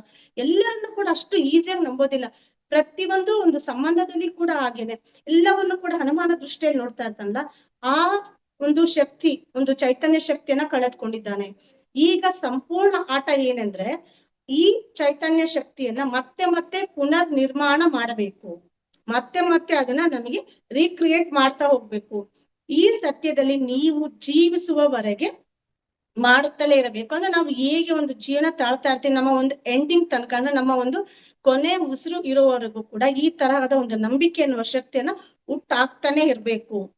ಎಲ್ಲಿಯವರೆಗೆ ನೀವು ಆಧ್ಯಾತ್ಮಿಕತೆಯನ್ನ ಅನ್ವೇಷಣೆ ಮಾಡೋದಿಲ್ಲ, ಅಂದ್ರೆ ಎಲ್ಲಿ ತನಕ ನಾವು ಒಂದು ಆಧ್ಯಾತ್ಮಿಕ ಅಂದ್ರೆ ಒಂದು ಸ್ಪಿರಿಚುವಲ್ ಲೈಫಿಗೆ ಬರ್ಬೇಕು ಅಥವಾ ಅದನ್ನ ಹುಡುಕಾಟ ನಡೆಸೋದಿಲ್ವೋ, ಈ ಆಧ್ಯಾತ್ಮಿಕತೆಯ ಅಭ್ಯಾಸ ಪ್ರಾರಂಭ ಮಾಡೋದಿಲ್ಲೋ, ಅಲ್ಲಿ ತನಕ ನೀವು ಯಶಸ್ಸನ್ನ ಹೊಂದೋದಿಲ್ಲ. ಅಂದ್ರೆ ಜನರಲ್ ಆಗಿ ಈ ತರ ಮಾಮೂಲಿಯಾಗಿ ಫಿಸಿಕಲ್ ಲೈಫ್ ಅಲ್ಲಿ ಇನ್ವಾಲ್ವ್ ಆದಾಗ ಅದು ಸಾಧ್ಯ ಆಗೋದಿಲ್ಲ. ಈಗ ನಾವೆಲ್ಲ ಬಂದಿದೀವಲ್ಲ, ಈ ಸ್ಪಿರಿಚುವಲ್ ವರ್ಲ್ಡ್ ಗೆ ಬಂದಿದೀವಿ, ಈ ಒಂದು ಸ್ಪಿರಿಚುಯಾಲಿಟಿ ಧ್ಯಾನ ಮಾಡ್ತಾ ಇದೀವಲ್ಲ, ಈ ಒಂದು ರೀತಿಯಲ್ಲಿ ಇದ್ದಾಗ ಮಾತ್ರ ಯಶಸ್ಸನ್ನ ಸಾಧನೆ ಮಾಡೋದಿಕ್ಕೆ ಆಗುತ್ತೆ. ಅದನ್ನ ಇಲ್ಲಿ ನಮ್ಗೆ ತಿಳಿಸ್ತಾ ಇದ್ದಾರೆ. ನೆಕ್ಸ್ಟ್ ಇಲ್ಲಿ ಪಲ್ಲವಿಯವ್ರು ಹೇಳ್ತಾ ಇದ್ದಾರೆ, ದಯವಿಟ್ಟು ಯುವ ಜನರಿಗೆ ನಿಮ್ಮ ನಿಜವಾದ ದೈವಿಕ ಆತ್ಮವನ್ನ ತಲುಪಲು ನಿಮ್ಮ ಸಂದೇಶವನ್ನ ನೀಡುತ್ತೀರಾ ಅಂತ ಕೇಳ್ತಾ ಇದ್ದಾರೆ. ಅಂದ್ರೆ ನಿಮ್ಮ ಒಂದು ದೈವಿಕ ಆತ್ಮ, ಆ ಒಂದು ಆತ್ಮಕ್ಕೆ ರೀಚ್ ಆಗ್ಬೇಕು ಅಂದ್ರೆ ಯಾವ ತರಹದಲ್ಲಿ ರೀಚ್ ಆಗ್ಬೇಕು, ಇದಕ್ಕೆ ಸಂಬಂಧಪಟ್ಟಂಗೆ ಏನ್ ಮೆಸೇಜ್ ಕೊಡ್ತೀರಾ ಅಂತ ಕೇಳ್ತಾ ಇದ್ದಾರೆ. ಆವಾಗ ಇಲ್ಲಿ ನಮಗೆ ಇವ್ರು ಹೇಳ್ತಾ ಇದ್ದಾರೆ, ಪ್ರತಿಯೊಬ್ಬ ದೈವತ್ವವು ಎಲ್ಲರನ್ನೂ ಅವರ ಆತ್ಮಜ್ಞಾನದ ಸಮೀಪಕ್ಕೆ ಕರೆದೊಯ್ಯುವ ಕಾಲ ಈಗ ಭೂಮಿಯ ಮೇಲೆ ಬಂದಿದೆ. ಈ ಟೈಮ್ ಯಾರು ಎಷ್ಟು ಜನ ಧ್ಯಾನಕ್ಕೆ ಬರ್ತಾ ಇದ್ದಾರೆ, ಈ ಕಾಲ ಬಂದಿದೆ ಅಂತ ಹೇಳ್ತಾ ಇದ್ದಾರೆ. ಅಂದ್ರೆ ತುಂಬಾ ಹತ್ರ ಆಗ್ತಾ ಇದೆ. ಯುವ ಜನರು ತಮ್ಮದೇ ಆದ, ಅದರಲ್ಲೂ ವಿಶೇಷವಾಗಿ ಯುವ ಜನರು ತಮ್ಮದೇ ಆದ ತಮ್ಮೊಳಗಿನ ಆ ದೇವರ ದೈವಿಕ ಕರೆಗಾಗಿ ಕಾಯ್ತಾ ಇದ್ದಾರೆ. ಮಾನವೀಯತೆಯು ತನ್ನ ಪೂರ್ವಜರ ನೈತಿಕ ಸಂಸ್ಕೃತಿಯನ್ನ ಸಂರಕ್ಷಿಸಿದೆ, ಆದರೆ ಅದರ ಆಳವನ್ನ ಅರಿಯುವುದನ್ನ ಮರೆತು ಬಿಟ್ಟಿದೆ. ಆದರೂ ಕೂಡ ಯುವಕರು ತಮ್ಮೊಳಗಿನಿಂದ ಅದ್ಭುತವಾದ ಅಂತರ್ದೃಷ್ಟಿಯನ್ನ ಪಡೆದಿದ್ದಾರೆ. ಅಂದ್ರೆ ಯುವಕರನ್ನ ರೀಚ್ ಆಗೋದಿಕ್ಕೋಸ್ಕರ ಈ ಒಂದು ಕಾಲಘಟ್ಟ ರೆಡಿ ಆಗ್ಬಿಟ್ಟಿದೆ. ಅಂದ್ರೆ ಆಧ್ಯಾತ್ಮಿಕತೆಯಲ್ಲಿ ಅವರು ರೀಚ್ ಆಗೋದಿಕ್ಕೆ ಮಹಾತರ್ ಬಾಬಾ ಅವರನ್ನ ಮತ್ತು ಶತಮಾನಗಳ ಪೂರ್ವದಲ್ಲಿಯೇ ಪ್ರಾಚೀನ ಗ್ರಂಥಗಳಲ್ಲಿ ಬರೆದ ಈ ಭವಿಷ್ಯವಾಣಿಯ ಪ್ರಕಾರ ಮೂಡಿದ ಸೃಷ್ಟಿಗಳಿಂದ ಕೂಡ ಪಡೆದುಕೊಂಡಿದ್ದಾರೆ. ಸಾಧು ಸಂತರು ಅಥವಾ ಆಧ್ಯಾತ್ಮಿಕ ನಾಯಕರನ್ನ ನೀವು ಗಮನಿಸಿದರೆ ಅವರು ತಮ್ಮ ತಾರುಣ್ಯದಲ್ಲಿ ಆತ್ಮ ದೈವಿಕತೆಯನ್ನ ಪಡೆದವರೇ ಹೊರತು ಮುಪ್ಪಿನ ವಯಸ್ಸಿನಲ್ಲ. ಬಹಳ ಜನ ಈ ಧ್ಯಾನ ಮಾಡಿ ಅಂದ್ರೆ ಹೇಳ್ತಾರೆ, ಎಲ್ಲ ವಯಸ್ಸಾದವ್ರು ಮಾಡ್ಬೇಕು, ವಯಸ್ಸಾದ ಟೈಮ್ ಅಲ್ಲಿ ಮಾಡ್ಬೇಕು, ನೀನೇನ್ ಈಗ ಮಾಡ್ತಾ ಇದೀಯಾ, ಈ ಟೈಮಲ್ಲಿ ಧ್ಯಾನ ಮಾಡ್ಕೊಂಡು ಕೂರ್ತಾರೆ ಯಾರಾದ್ರು. ಎಷ್ಟೊಂದ್ ಜನ ಅವ್ರಿಗೆ ಧ್ಯಾನ ಮಾಡಿ ಅಂತ ಹೇಳದಕ್ ಹೋದ್ರೆ ಅವ್ರು ಉಲ್ಟಾ ನಮಗೆ ಏನ್ ಹೇಳ್ತಿರ್ತಾರೆ ಅಂದ್ರೆ ಈ ತರ ರಿಯಾಕ್ಷನ್ ಕೊಡ್ತಾ ಇರ್ತಾರೆ. ಈ ವಯಸ್ಸಲ್ಲಿ ಮಾಡ್ತಾರೆ ಯಾರಾದ್ರೂ ಧ್ಯಾನನ, ವಯಸ್ಸಾದ ಟೈಮ್ ಅಲ್ಲಿ ಮಾಡ್ತಾರೆ ಅಂತ ಬುದ್ಧಿ ಹೇಳಕ್ ಬರ್ತಾರೆ. ಇಲ್ಲಿ ತಿಳಿಸ್ತಿರೋದ್ ನಮ್ಗೇನು ಮಹಾತರ್ ಬಾಬಾ ಅಂದ್ರೆ ತಾರುಣ್ಯದಲ್ಲಿಯೇ ಎಷ್ಟು ಜನರು ಕೂಡ ನೀವೆಲ್ಲ ನೋಡಿ ಸ್ವಾಮಿ ವಿವೇಕಾನಂದ ಇಂದ ಹಿಡಿದು ಎಷ್ಟೋ ಜನ ಯಂಗೆಸ್ಟ್ ಇರೋರೇ ಕೂಡ ಆ ತರಹದ ಒಂದು ದೈವಿಕತೆಯನ್ನ ಪಡ್ಕೊಂಡಿದ್ರು ಅಥವಾ ಅವರ ಆತ್ಮದ ಸಮೀಪಕ್ಕೆ ಹೋಗಿದ್ರು, ಅಂದ್ರೆ ಆಧ್ಯಾತ್ಮಿಕತೆಯಲ್ಲಿ ಇದ್ರು.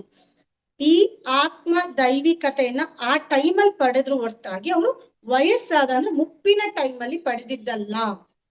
ಇದು ಯೌವನಾವಧಿಯು ಎಷ್ಟು ಮಹತ್ವದ ಕಾಲ ಎಂಬುದು ತೋರಿಸುತ್ತದೆ. ಅಂದ್ರೆ ಈ ಒಂದು ಟೀನೇಜ್ ಅನ್ನೋದು ಎಷ್ಟು ಇಂಪಾರ್ಟೆಂಟ್ ಅನ್ನೋದನ್ನ ತೋರಿಸುತ್ತೆ. ಈ ಟೈಮಲ್ಲಿ ನಾವು ಅದನ್ನ ಪಡ್ಕೋಬೇಕು. ದೈವಿಕ ಸ್ವಭಾವವನ್ನ ಪಡೆಯಲು ಯುವಕರಿಗೆ ಮೊದಲ ಸಂದೇಶ ಏನು ಅಂದ್ರೆ ಸಜ್ಜನ ಸಾಂಗತ್ಯ, ಆತ್ಮ ಸಾಕ್ಷಾತ್ಕಾರ ಪಡೆದವರ ಸಮಾನ ಮನಸ್ಕರ ಸಹವಾಸ ಅಗತ್ಯವಾಗಿದೆ. ಸಜೆಷನ್ ಏನ್ ಕೊಡ್ತಾ ಇದಾರೆ ನೋಡಿ, ಇವ್ರು ಹೇಳಿದ್ರಲ್ವಾ ಜನರಿಗೆ ನಿಮ್ಮ ಒಂದು ನಿಜವಾದ ಒಂದು ಆತ್ಮ ತಲುಪೋದಿಕ್ಕೆ ಏನ್ ಮೆಸೇಜ್ ಕೊಡ್ತೀರಾ ಅಂತ ಪಲ್ಲವಿ ಮೇಡಮ್ ಕೇಳಿದಾರಲ್ಲ, ಅವ್ರು ಹೇಳ್ತಾ ಇರೋದು ಕೆಟ್ಟ ಜನರ ಸಹವಾಸ ಇಟ್ಕೋಬಾರ್ದು, ಸಜ್ಜನರ ಸಾಂಗತ್ಯ ಇಟ್ಕೋಬೇಕು.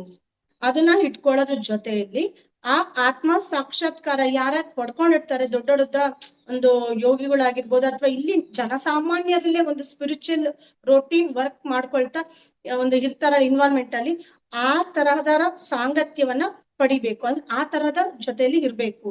ಸಮಾನ ಮನಸ್ಕರ ಸಹವಾಸ ತುಂಬಾನೇ ಅಗತ್ಯ ಇದೆ ಅಂತ ತಿಳಿಸ್ತಾ ಇದ್ದಾರೆ. ಯುವಕರು ತಾವು ವಾಸಿಸುತ್ತಿರುವ ಪರಿಸರದಲ್ಲಿ ಕಳೆದು ಹೋಗುತ್ತಾರೆ. ಸಾಮಾನ್ಯವಾಗಿ ಯುವಕರು ಅಂದ ತಕ್ಷಣ ಒಂದು ರೀತಿಯಲ್ಲಿ ಮೋಜು ಮಸ್ತಿ ಆ ತರದಲ್ಲೆಲ್ಲ ಇರ್ತಾರೆ, ಅಥವಾ ಪಬ್ಬು ಕ್ಲಬ್ ಇಂದ ಹಿಡಿದು ಅಥವಾ ಒಂದು ಡ್ರಿಂಕ್ಸ್ ಇಂದ ಹಿಡಿದು ಯಾವ್ದೇ ತರ ಹ್ಯಾಬಿಟ್ಸ್ ಇತ್ತು ಅಂದ್ರೆ ಅದ್ರ ಕಡೆ ಗಮನ ಕೊಡ್ತಾ ಆ ಕಡೆಗೆ ಇರ್ತಾರಲ್ವಾ, ಅಲ್ಲಿ ಆ ತರದ ಪರಿಸರದಲ್ಲಿ ಅವರು ಕಳೆದು ಹೋಗ್ತಾರೆ. ಸರಿ ಮತ್ತು ತಪ್ಪು ಇವುಗಳ ಮಧ್ಯದ ಆಯ್ಕೆಯಲ್ಲಿ ಅವ್ರಿಗೆ ಕನ್ಫ್ಯೂಷನ್ ಆಗ್ತಾ ಇರುತ್ತೆ. ಇದು ಯಾವ್ದು ಸರಿ, ಇದು ತಪ್ಪು, ಇದ್ರಿಗೆ ಏನ್ ಮಾಡ್ಬೇಕು ಅನ್ನೋದು ಗೊತ್ತಾಗ್ತಾರಲ್ಲ, ಅದ್ರ ಮಧ್ಯದಲ್ಲಿ ಅವರು ಗೊಂದಲಕ್ಕೊಳಗಾಗ್ತಾರೆ. ಆತ್ಮ ಸಾಕ್ಷಾತ್ಕಾರ ಹೊಂದಿದವರ ಸಹವಾಸ, ಯಾರು ಆತ್ಮ ಸಾಕ್ಷಾತ್ಕಾರ ಹೊಂದಿರ್ತಾರೆ ಅಂತವರ ಸಹವಾಸ ಮಾಡೋದ್ರಿಂದ ಅವರ ತಮ್ಮದೇ ಆದ ದೈವಿಕ ಸ್ವಭಾವದ ಹತ್ತಿರಕ್ಕೆ ಹೋಗೋದಿಕ್ಕೆ ಸಹಾಯ ಆಗುತ್ತೆ ಅಂತ ತಿಳಿಸ್ತಿದ್ದಾರೆ. ಪಲ್ಲವಿ ಮೇಡಮ್ ಕೇಳ್ತಾ ಇದಾರೆ, ಮಹಾವತಾರ್ ಎಂದು ನಿಮಗೇಕೆ ಹೆಸರಿಟ್ರು? ಅಂದ್ರೆ ಈ ಒಂದು ವರ್ಡ್ ಹೇಗ್ ಬಂತು, ಆ ತರ ನಿಮಗೆ ಯಾರು ಹೆಸರಿಟ್ರು? ನೀವು ಪ್ರಾಪ್ತಿ ಮಾಡಿಕೊಂಡ ಆ ಸಿದ್ಧಿಗಳ ಕಾರಣದಿಂದ ಏನಾದ್ರು ಹೆಸರಿಟ್ರ ಅಂತ ಕೇಳ್ತಾ ಇದ್ದಾರೆ. ಅಂದ್ರೆ ಅವ್ರಿಗೆ ಎಷ್ಟೊಂದು ಸಿದ್ಧಿಗಳು ಪ್ರಾಪ್ತಿ ಆಗಿದೆಯಲ್ಲ, ಆ ತರಹದ ಸಿದ್ಧಿಗಳ ಕಾರಣದಿಂದ ನಿಮ್ಗೆ ಏನಾದ್ರು ಈ ತರ ಹೆಸರು ಬಂತ ಅಂತ ಕೇಳ್ತಾ ಇದ್ದಾರೆ. ಆಗ ಬಾಬಾಜಿ ಹೇಳ್ತಾ ಇದ್ದಾರೆ, ಅವತಾರ್ ಎಂದರೆ ಯಾರು? ಮತ್ತೆ ಅವರು ಕ್ವಶನ್ ಕೇಳ್ತಾ ಇದ್ದಾರೆ, ಅವತಾರ್ ಅಂದ್ರೆ ಯಾರು ಅಂತ. ಪಲ್ಲವಿ ಮೇಡಮ್ ಹೇಳ್ತಾ ಇದ್ದಾರೆ, ಮಾನವೀಯತೆಗಾಗಿ ಮನುಷ್ಯ ರೂಪವನ್ನ ತಾಳಿ ಸತ್ಯವನ್ನ ಕಲಿಸುತ್ತಾ ಮತ್ತು ಸತ್ಯದ ಮಾರ್ಗವನ್ನು ತೋರಿಸುವ ಮಹೋನ್ನತ ದೈವಿ ಆತ್ಮ ಒಂದು ಮನುಷ್ಯ ರೂಪದಲ್ಲಿ ಭೂಮಿಯ ಮೇಲೆ ಜನ್ಮ ತಾಳುವವರು ಅವತಾರ್. ಅವರು ಈ ತರಹದ ಒಂದು ವಿವರಣೆಯನ್ನ ಕೊಡ್ತಾ ಇದ್ದಾರೆ. ಈ ಮತ್ತು ಮಾನವೀಯತೆ ಅಂದ್ರೆ ಒಂದು ಅದಕ್ಕೆ ಸಂಬಂಧಪಟ್ಟಾಗಿ ಮನುಷ್ಯ ರೂಪವನ್ನ ತಾಳ್ಬಿಟ್ಟು ಈ ಸತ್ಯ ಏನು ರಿಯಾಲಿಟಿ ಇರುತ್ತೆ ಅದನ್ನ ಕಲಿಸೋದಿಕ್ಕೆ, ಹಾಗೆ ಸತ್ಯದ ದಾರಿಯಲ್ಲಿ ಹೋಗೋದಿಕ್ಕೆ ಮಹೋನ್ನತ ಒಂದು ದೈವದ ಶಕ್ತಿ ಅನ್ನೋದು ಒಂದು ಆತ್ಮ ರೂಪವನ್ನೋದು ಈ ಒಂದು ಮನುಷ್ಯ ರೂಪದಲ್ಲಿ ಬಂದು ಈ ಭೂಮಿ ಮೇಲೆ ಜನ್ಮ ತಾಳ್ತಾರಲ್ಲ ಅವರನ್ನ ಅವತಾರ ಅಂತ ಕರೀತಾರೆ ಅಂತ ಇವರು ತಮ್ಮ ವಿವರಣೆಯನ್ನ ಕೊಡ್ತಾರೆ. ಆಗ ಬಾಬಾಜಿ ಹೇಳ್ತಾರೆ, ಬಹಳ ಚೆನ್ನಾಗಿ ಹೇಳಿದೆ. ಈ ಮೊದಲೇ ನಾನು ಹೇಳಿದಂತೆ ನಾನು ಶಿವ ಪ್ರಜ್ಞೆ. ಮತ್ತೆ ಕ್ಲಿಯರ್ ಮಾಡ್ತಾ ಇದ್ದಾರೆ. ಈ ಫಸ್ಟಿಗೆ ನಾನು ನಿನ್ಗೆ ಹೇಳಿದ್ನಲ್ಲ, ಫಸ್ಟ್ ರೀಡಿಂಗ್ ಅಲ್ಲೆಲ್ಲ ಕೇಳಿರೋರು ಗೊತ್ತಿರುತ್ತೆ, ನಾನು ಶಿವ ಪ್ರಜ್ಞೆ, ಶಿವನ ಒಂದು ಕಾನ್ಶಿಯಸ್ನೆಸ್, ಆ ಶಿವ ಪ್ರಜ್ಞೆ ನಾನು. ಶಿವನನ್ನು ಮಹಾದೇವ ಎಂದು ಕರೆಯುತ್ತಾರೆ. ಅದರ ಅರ್ಥ ದೇವರುಗಳಿಗೆ ದೇವರು. ಮಹಾದೇವ ಅಂದ್ರೆ ಅದರ ಅರ್ಥ ಏನಂದ್ರೆ ಎಲ್ಲಾ ದೇವರುಗಳಿಗೆ ದೇವರು ಅನ್ನೋದು ಅರ್ಥ. ಯಾರು ಶ್ರೇಷ್ಠರಿಗಿಂತ ಶ್ರೇಷ್ಠತೆಯನ್ನ ಸಾಧಿಸಿರುವರೋ ಅವರು, ತುಂಬಾ ಶ್ರೇಷ್ಠ ಅಂತ ಅವನು ವರ್ಡ್ ಇರುತ್ತೆ, ಅದಕ್ಕಿಂತಲೂ ಶ್ರೇಷ್ಠತೆ ಅನ್ನೋದಿರ್ತಾರೆ ಮಿಗಿಲಾಗಿ, ಅದನ್ನ ಸಾಧನೆ ಮಾಡಿರ್ತಾರಲ್ಲ ಅಂತವ್ರಿಗೆ ಇದನ್ನ ತಿಳಿಸ್ತಾರೆ. ಅಂದ್ರೆ ಮಹಾದೇವ ಅಂದ್ರೆ ಎಲ್ಲಾ ದೇವರುಗಳ ದೇವ ಮಹಾದೇವ. ನಾನು ಆ ಶಿವನ ಪ್ರೀತಿಯ ಸರ್ಪ, ವಾಸುಕಿಯ ಅವತಾರವಾಗಿದ್ದೇನೆ. ನೋಡಿ ಎಷ್ಟೋ ಚಂದಾಗಿ ಹೇಳ್ತಾ ಇದ್ದಾರೆ. ಒಂಥರ ರೋಮಾಂಚನ ಅನ್ಸುತ್ತೆ ಈ ವರ್ಡನ್ನ ಕೇಳ್ತಾ ಇದ್ರೆ. ಶಿವನಲ್ಲಿ ಸದಾ ಒಂದು ಕೊರಳಲ್ಲಿ ನಾಗಾಭರಣ ಅನ್ನೋ ಒಂದು ಇದ್ರ ಹೆಸರಲ್ಲಿ ಒಂದು ನಾಗನ ರೂಪದಲ್ಲಿ ಇರ್ತಾರಲ್ವಾ ವಾಸುಕಿ, ಆ ವಾಸುಕಿ ಶಿವನ ಪ್ರೀತಿಯ ಸರ್ಪವೇ ಇವರು. ಅಂದ್ರೆ ಆ ವಾಸುಕಿಯ ಅವತಾರ ನಾನ್ ಆಗಿದ್ದೀನಿ ಅಂದ್ರೆ ಇವರು ಮಹಾವತಾರ್ ಬಾಬಾ ಅವರು ಹೇಳ್ತಾ ಇದ್ದಾರೆ.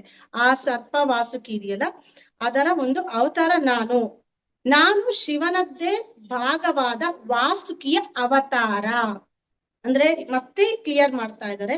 ಆ ಶಿವನದ ಒಂದು ಪಾರ್ಟ್ ಅಂದ್ರೆ ಆ ಒಂದು ಎಷ್ಟು ಮಟ್ಟಿಗೆ ಅಂಟ್ಕೊಂಡಿರುತ್ತೆ ಆ ಹಾವು ಅಂದ್ರೆ, ಶಿವನನ್ನ ನಾವು ಆ ಒಂದು ನಾಗಾಭರಣನನ್ನ ಇಲ್ಲದೆ ಊಹೆ ಕೂಡ ಮಾಡ್ಕೊಳಲ್ಲ.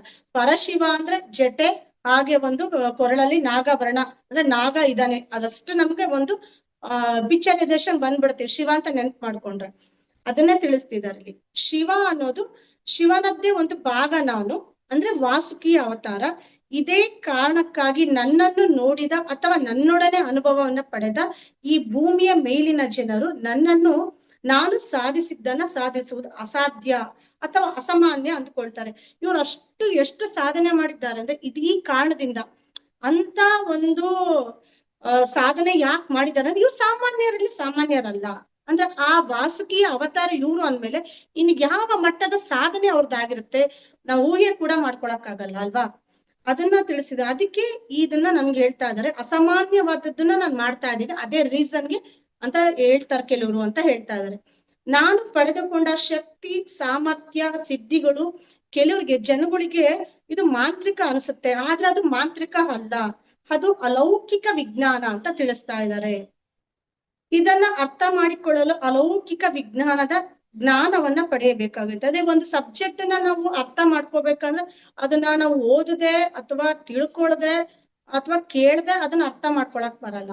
ಆ ಸಬ್ಜೆಕ್ಟ್ ಅನ್ನ ಅರ್ಥ ಮಾಡ್ಕೋಬೇಕಾದ್ರೆ ಅದನ್ನ ಸ್ಟಡಿ ಮಾಡ್ಬೇಕು ನಾವು. ಈಗ ಒಂದು ಅದು 10th ಆಗಿರ್ಬೋದು ಅಥವಾ ಡಿಗ್ರಿ ಆಗಿರ್ಬೋದು, ಯಾವ್ದೇ ಒಂದು ಸಬ್ಜೆಕ್ಟ್ ಅಲ್ಲಿಗೆ ಹೋಗಿ ನಾವು ಓದ್ಬೇಕು, ತಿಳ್ಕೋಬೇಕು, ಅವಾಗ 10th ನಮ್ಗೆ ಅರ್ಥ ಆಗುತ್ತೆ. ಅಥವಾ ಒಂದು ಡಿಗ್ರಿದು ಅಥವಾ ಒಂದು PUC ಡಿಗ್ರಿದಾಗಿರ್ಲಿ ಅರ್ಥ ಆಗ್ಬೇಕು, ಸಬ್ಜೆಕ್ಟ್ ಕೂಡ ಅಲ್ಲಿಂದ ಓದ್ಬೇಕು ಅಂದ್ರೆ ಅದನ್ನ ಓದಿದ್ರೆ ಮಾತ್ರ ಅರ್ಥ ಆಗುತ್ತೆ. ಆ ತರದ ಹೈಯರ್ ಸ್ಟಡೀಸ್ಗೆ ಸಂಬಂಧಪಟ್ಟ ಹಾಗೆ ಇದು ಕೂಡ ಒಂದು ಹೈಯರ್ ಸ್ಟಡಿ. ಅಂದ್ರೆ ಈ ಅಲೌಕಿಕ ವಿಜ್ಞಾನವನ್ನ ತಿಳ್ಕೊಬೇಕಂದ್ರೆ ಅದನ್ನ ಅರ್ಥ ಮಾಡ್ಕೋಬೇಕು. ಆ ತರಹದ ವಿಜ್ಞಾನದ, ಆ ಅಲೌಕಿಕ ವಿಜ್ಞಾನದ ಒಂದು ನಾಲೆಡ್ಜ್ ಅನ್ನ ಪಡ್ಕೋಬೇಕಾಗುತ್ತೆ. ಪಲ್ಲವಿ ಮೇಡಮ್ ಕೇಳ್ತಾ ಇದಾರೆ, ಆದರೆ ನೀವು ಎಷ್ಟು ಕಳೆದ ವರ್ಷ ಅಂದ್ರೆ ಕಳೆದ 1800 ವರ್ಷಗಳಿಂದ ಇದೇ ದೇಹದಲ್ಲಿ ಜೀವಿಸಿರೋದನ್ನ ನೋಡುವುದೇ ಒಂದು ನಿಜವಾದ ಅದ್ಭುತವಾಗಿದೆ. ನಿಮಗೆ ಈ ದೇಹದಲ್ಲಿ ಇರೋದು ಎಂದು ಬೇಸರ ಆಗಿಲ್ವಾ ಅಂತ ಕೇಳ್ತಾ ಇದ್ದಾರೆ. ಅಂದ್ರೆ ಎಷ್ಟೋ ವರ್ಷದಿಂದ, ಅಂದ್ರೆ ಎಷ್ಟು ನೂರಾರು ವರ್ಷಗಳಿಂದ ಅವರು ಹಾಗೆ ಅದೇ ದೇಹದಲ್ಲಿ ಇದಾರಲ್ವಾ. 1800 ವರ್ಷಗಳಿಂದ ನೀವು ಇದೇ ದೇಹದಲ್ಲಿ ಇದ್ದೀರಲ್ವಾ, ನಿಮಗ್ ಬೇಜಾರಾಗ್ತಾ ಇಲ್ವಾ ಅದೇ ದೇಹದಲ್ಲಿರೋದು? ಇದು ಒಂದು ಅದ್ಭುತ ಕೂಡ ಅಂತ ತಿಳಿಸ್ತಾ ಇದ್ದಾರೆ. ಆಗ ಬಾಬಾಜಿ ನಗ್ತಾ ಹೇಳ್ತಾರೆ, ಯಾವುದ್ರ ಬಗ್ಗೆ ಬೇಸರ, ಅದೇ ದೇಹ ಅಥವಾ ಜೀವನ? ಅವಾಗ ಹೇಳ್ತಿದ್ದಾರೆ ಬಾಬಾಜಿ ಅವರು, ಬೇಸರ ಪಟ್ಟುಕೊಳ್ಳಲು ನನ್ಗೆ ಸಮಯನೇ ಇಲ್ಲ. ನಾನು ಕಾಲಾತೀತ ಪರಿಕಲ್ಪನೆಯಲ್ಲಿ, ಅಂದ್ರೆ ಕಾಲವೇ ಇಲ್ಲದೆ ಇರೋ ರೀತಿಯಲ್ಲಿ ಅವರು ಜೀವನ ಮಾಡ್ತಾ ಇರ್ತಾರೆ. ಅವ್ರು ಅದೇ ದೇಹದಲ್ಲಿ ಕೂಡ ಇರೋದಿಲ್ಲ, ಎಲ್ಲ ಕಡೆ ಅವ್ರು ಇರೋದ್ರಿಂದ ಅವ್ರಿಗೆ ಅದು ಬೇಸರ ಅನ್ಸೋದಿಲ್ಲ. ನಾನು ಒಂದು ಆತ್ಮ, ಈ ಭೌತಿಕ ವ್ಯವಸ್ಥೆಯಲ್ಲಿ ಹೆಜ್ಜೆ ಇಟ್ಟ ಒಂದು ಅತ್ಯುನ್ನತ ಪ್ರಜ್ಞೆ ಆಗಿದ್ದೇನೆ. ಈ ವ್ಯವಸ್ಥೆ ನನ್ನ ಮನಸ್ಸು ಆತ್ಮದಲ್ಲಿ ಹರಿದಾಡುತ್ತದೆ. ಈ ದೇಹದ ಬಗ್ಗೆ ಒಳ್ಳೆಯ ಕಾಳಜಿ ವಹಿಸುವುದರ ವಿನಃ ನಾನು ಎಂದೂ ಈ ದೇಹದ ಬಗ್ಗೆ ಯೋಚಿಸೋದಿಲ್ಲ. ಅಂದ್ರೆ ದೇಹದ ಬಗ್ಗೆ ಒಂದು ಕೇರ್ ಮಾಡ್ಬೇಕು, ಅಷ್ಟು ಮಾಡ್ತಾರೆ ಹೊರತಾಗಿ ಇನ್ ಮಿಕ್ಕಿದ್ದು ದೇಹದ ಕಡೆಗೆ ಅವ್ರಿಗೆ ಒಲವು ಅಥವಾ ಗಮನ ಅನ್ನೋದು ಇರೋದಿಲ್ಲ. ಈ ಭೂಮಿಯ ಪ್ರಜ್ಞೆಯನ್ನ ಮೇಲಕ್ಕೆ ಎತ್ತುವ ಮಹತ್ವವಾದ ಕೆಲಸ ನಮ್ಮ ಮುಂದೆ ಇದೆ. ಬೆಳಕಿನತ್ತ ನಡೆಯುವುದು ಕೇವಲ ನನ್ನೊಬ್ಬನದೇ ಅಲ್ಲ, ಎಲ್ಲಾ ಜೀವಿಗಳ ಹೊಣೆಗಾರಿಕೆ. ಕೇವಲ ಒಂದು ಬೆಳಕಿನ ಹತ್ರ ಹೋಗ್ತಾ ಇದೀನಿ, ಬೆಳಕಿನ ಜೊತೆಗೆ ಇದೀನಿ ಅಂದ್ರೆ ಬರೀ ನನ್ನೊಬ್ಬನದೇ ಡ್ಯೂಟಿ ಅಥವಾ ಕರ್ತವ್ಯ ಅಲ್ಲ, ಎಲ್ಲಾ ನಿಮ್ಮ ಎಲ್ಲಾ ಆತ್ಮಗಳು, ನಾವ್ ಯಾರ್ಯಾರು ಇದೀವಿ ನಮ್ಮೆಲ್ಲರದು ಒಂದು ರೆಸ್ಪಾನ್ಸಿಬಿಲಿಟಿ, ಅದು ಒಂದು ಹೊಣೆಗಾರಿಕೆ ಅಂತ ತಿಳಿಸ್ತಾ ಇದ್ದಾರೆ. ಈ ಆತ್ಮ ಸಾಕ್ಷಾತ್ಕಾರದ ಪ್ರಕ್ರಿಯೆಯಲ್ಲಿ ಮಾನವ ಕುಲಕ್ಕೆ ಸಹಾಯ ಮಾಡೋದೇ ನನ್ನ ಒಂದು ಉದ್ದೇಶ. ಈ ಆತ್ಮವನ್ನ ಸಾಕ್ಷಾತ್ಕಾರ ಮಾಡ್ಕೊಳ್ಳೋದಕ್ಕೆ ಸಂಬಂಧಪಟ್ಟಾಗೆ ನಮ್ಮೆಲ್ಲರಿಗೂ ಕೂಡ, ಯಾರ್ಯಾರು ಸ್ಪಿರಿಚುಯಾಲಿಟಿಗೆ ಬಂದಿದ್ದಾರೆ ಅವರೆಲ್ಲರಿಗೂ ಸಹಾಯ ಮಾಡುವ ಒಂದು ಉದ್ದೇಶವೇ ಇವರ ಒಂದು ಮಾನವ ಕುಲಕ್ಕೆ ಸಹಾಯ ಮಾಡೋದೇ, ಅದೇ ನನ್ನ ಉದ್ದೇಶ ಅಂತ ತಿಳಿಸ್ತಾ ಇದ್ದಾರೆ. ಇದರ ನಂತರ ಕಾಲಕ್ರಮದಲ್ಲಿ ಒಬ್ಬರು ಏನಾದರೂ ಸಾಧಿಸಿದರೆ ಅವರು ತಮ್ಮದೇ ಆದ ಹಾದಿಯಲ್ಲಿ ಸತ್ಯದ ಮತ್ತು ಗುರಿಯ ಕಡೆಗೆ ನಡೆಯುತ್ತಾರೆ.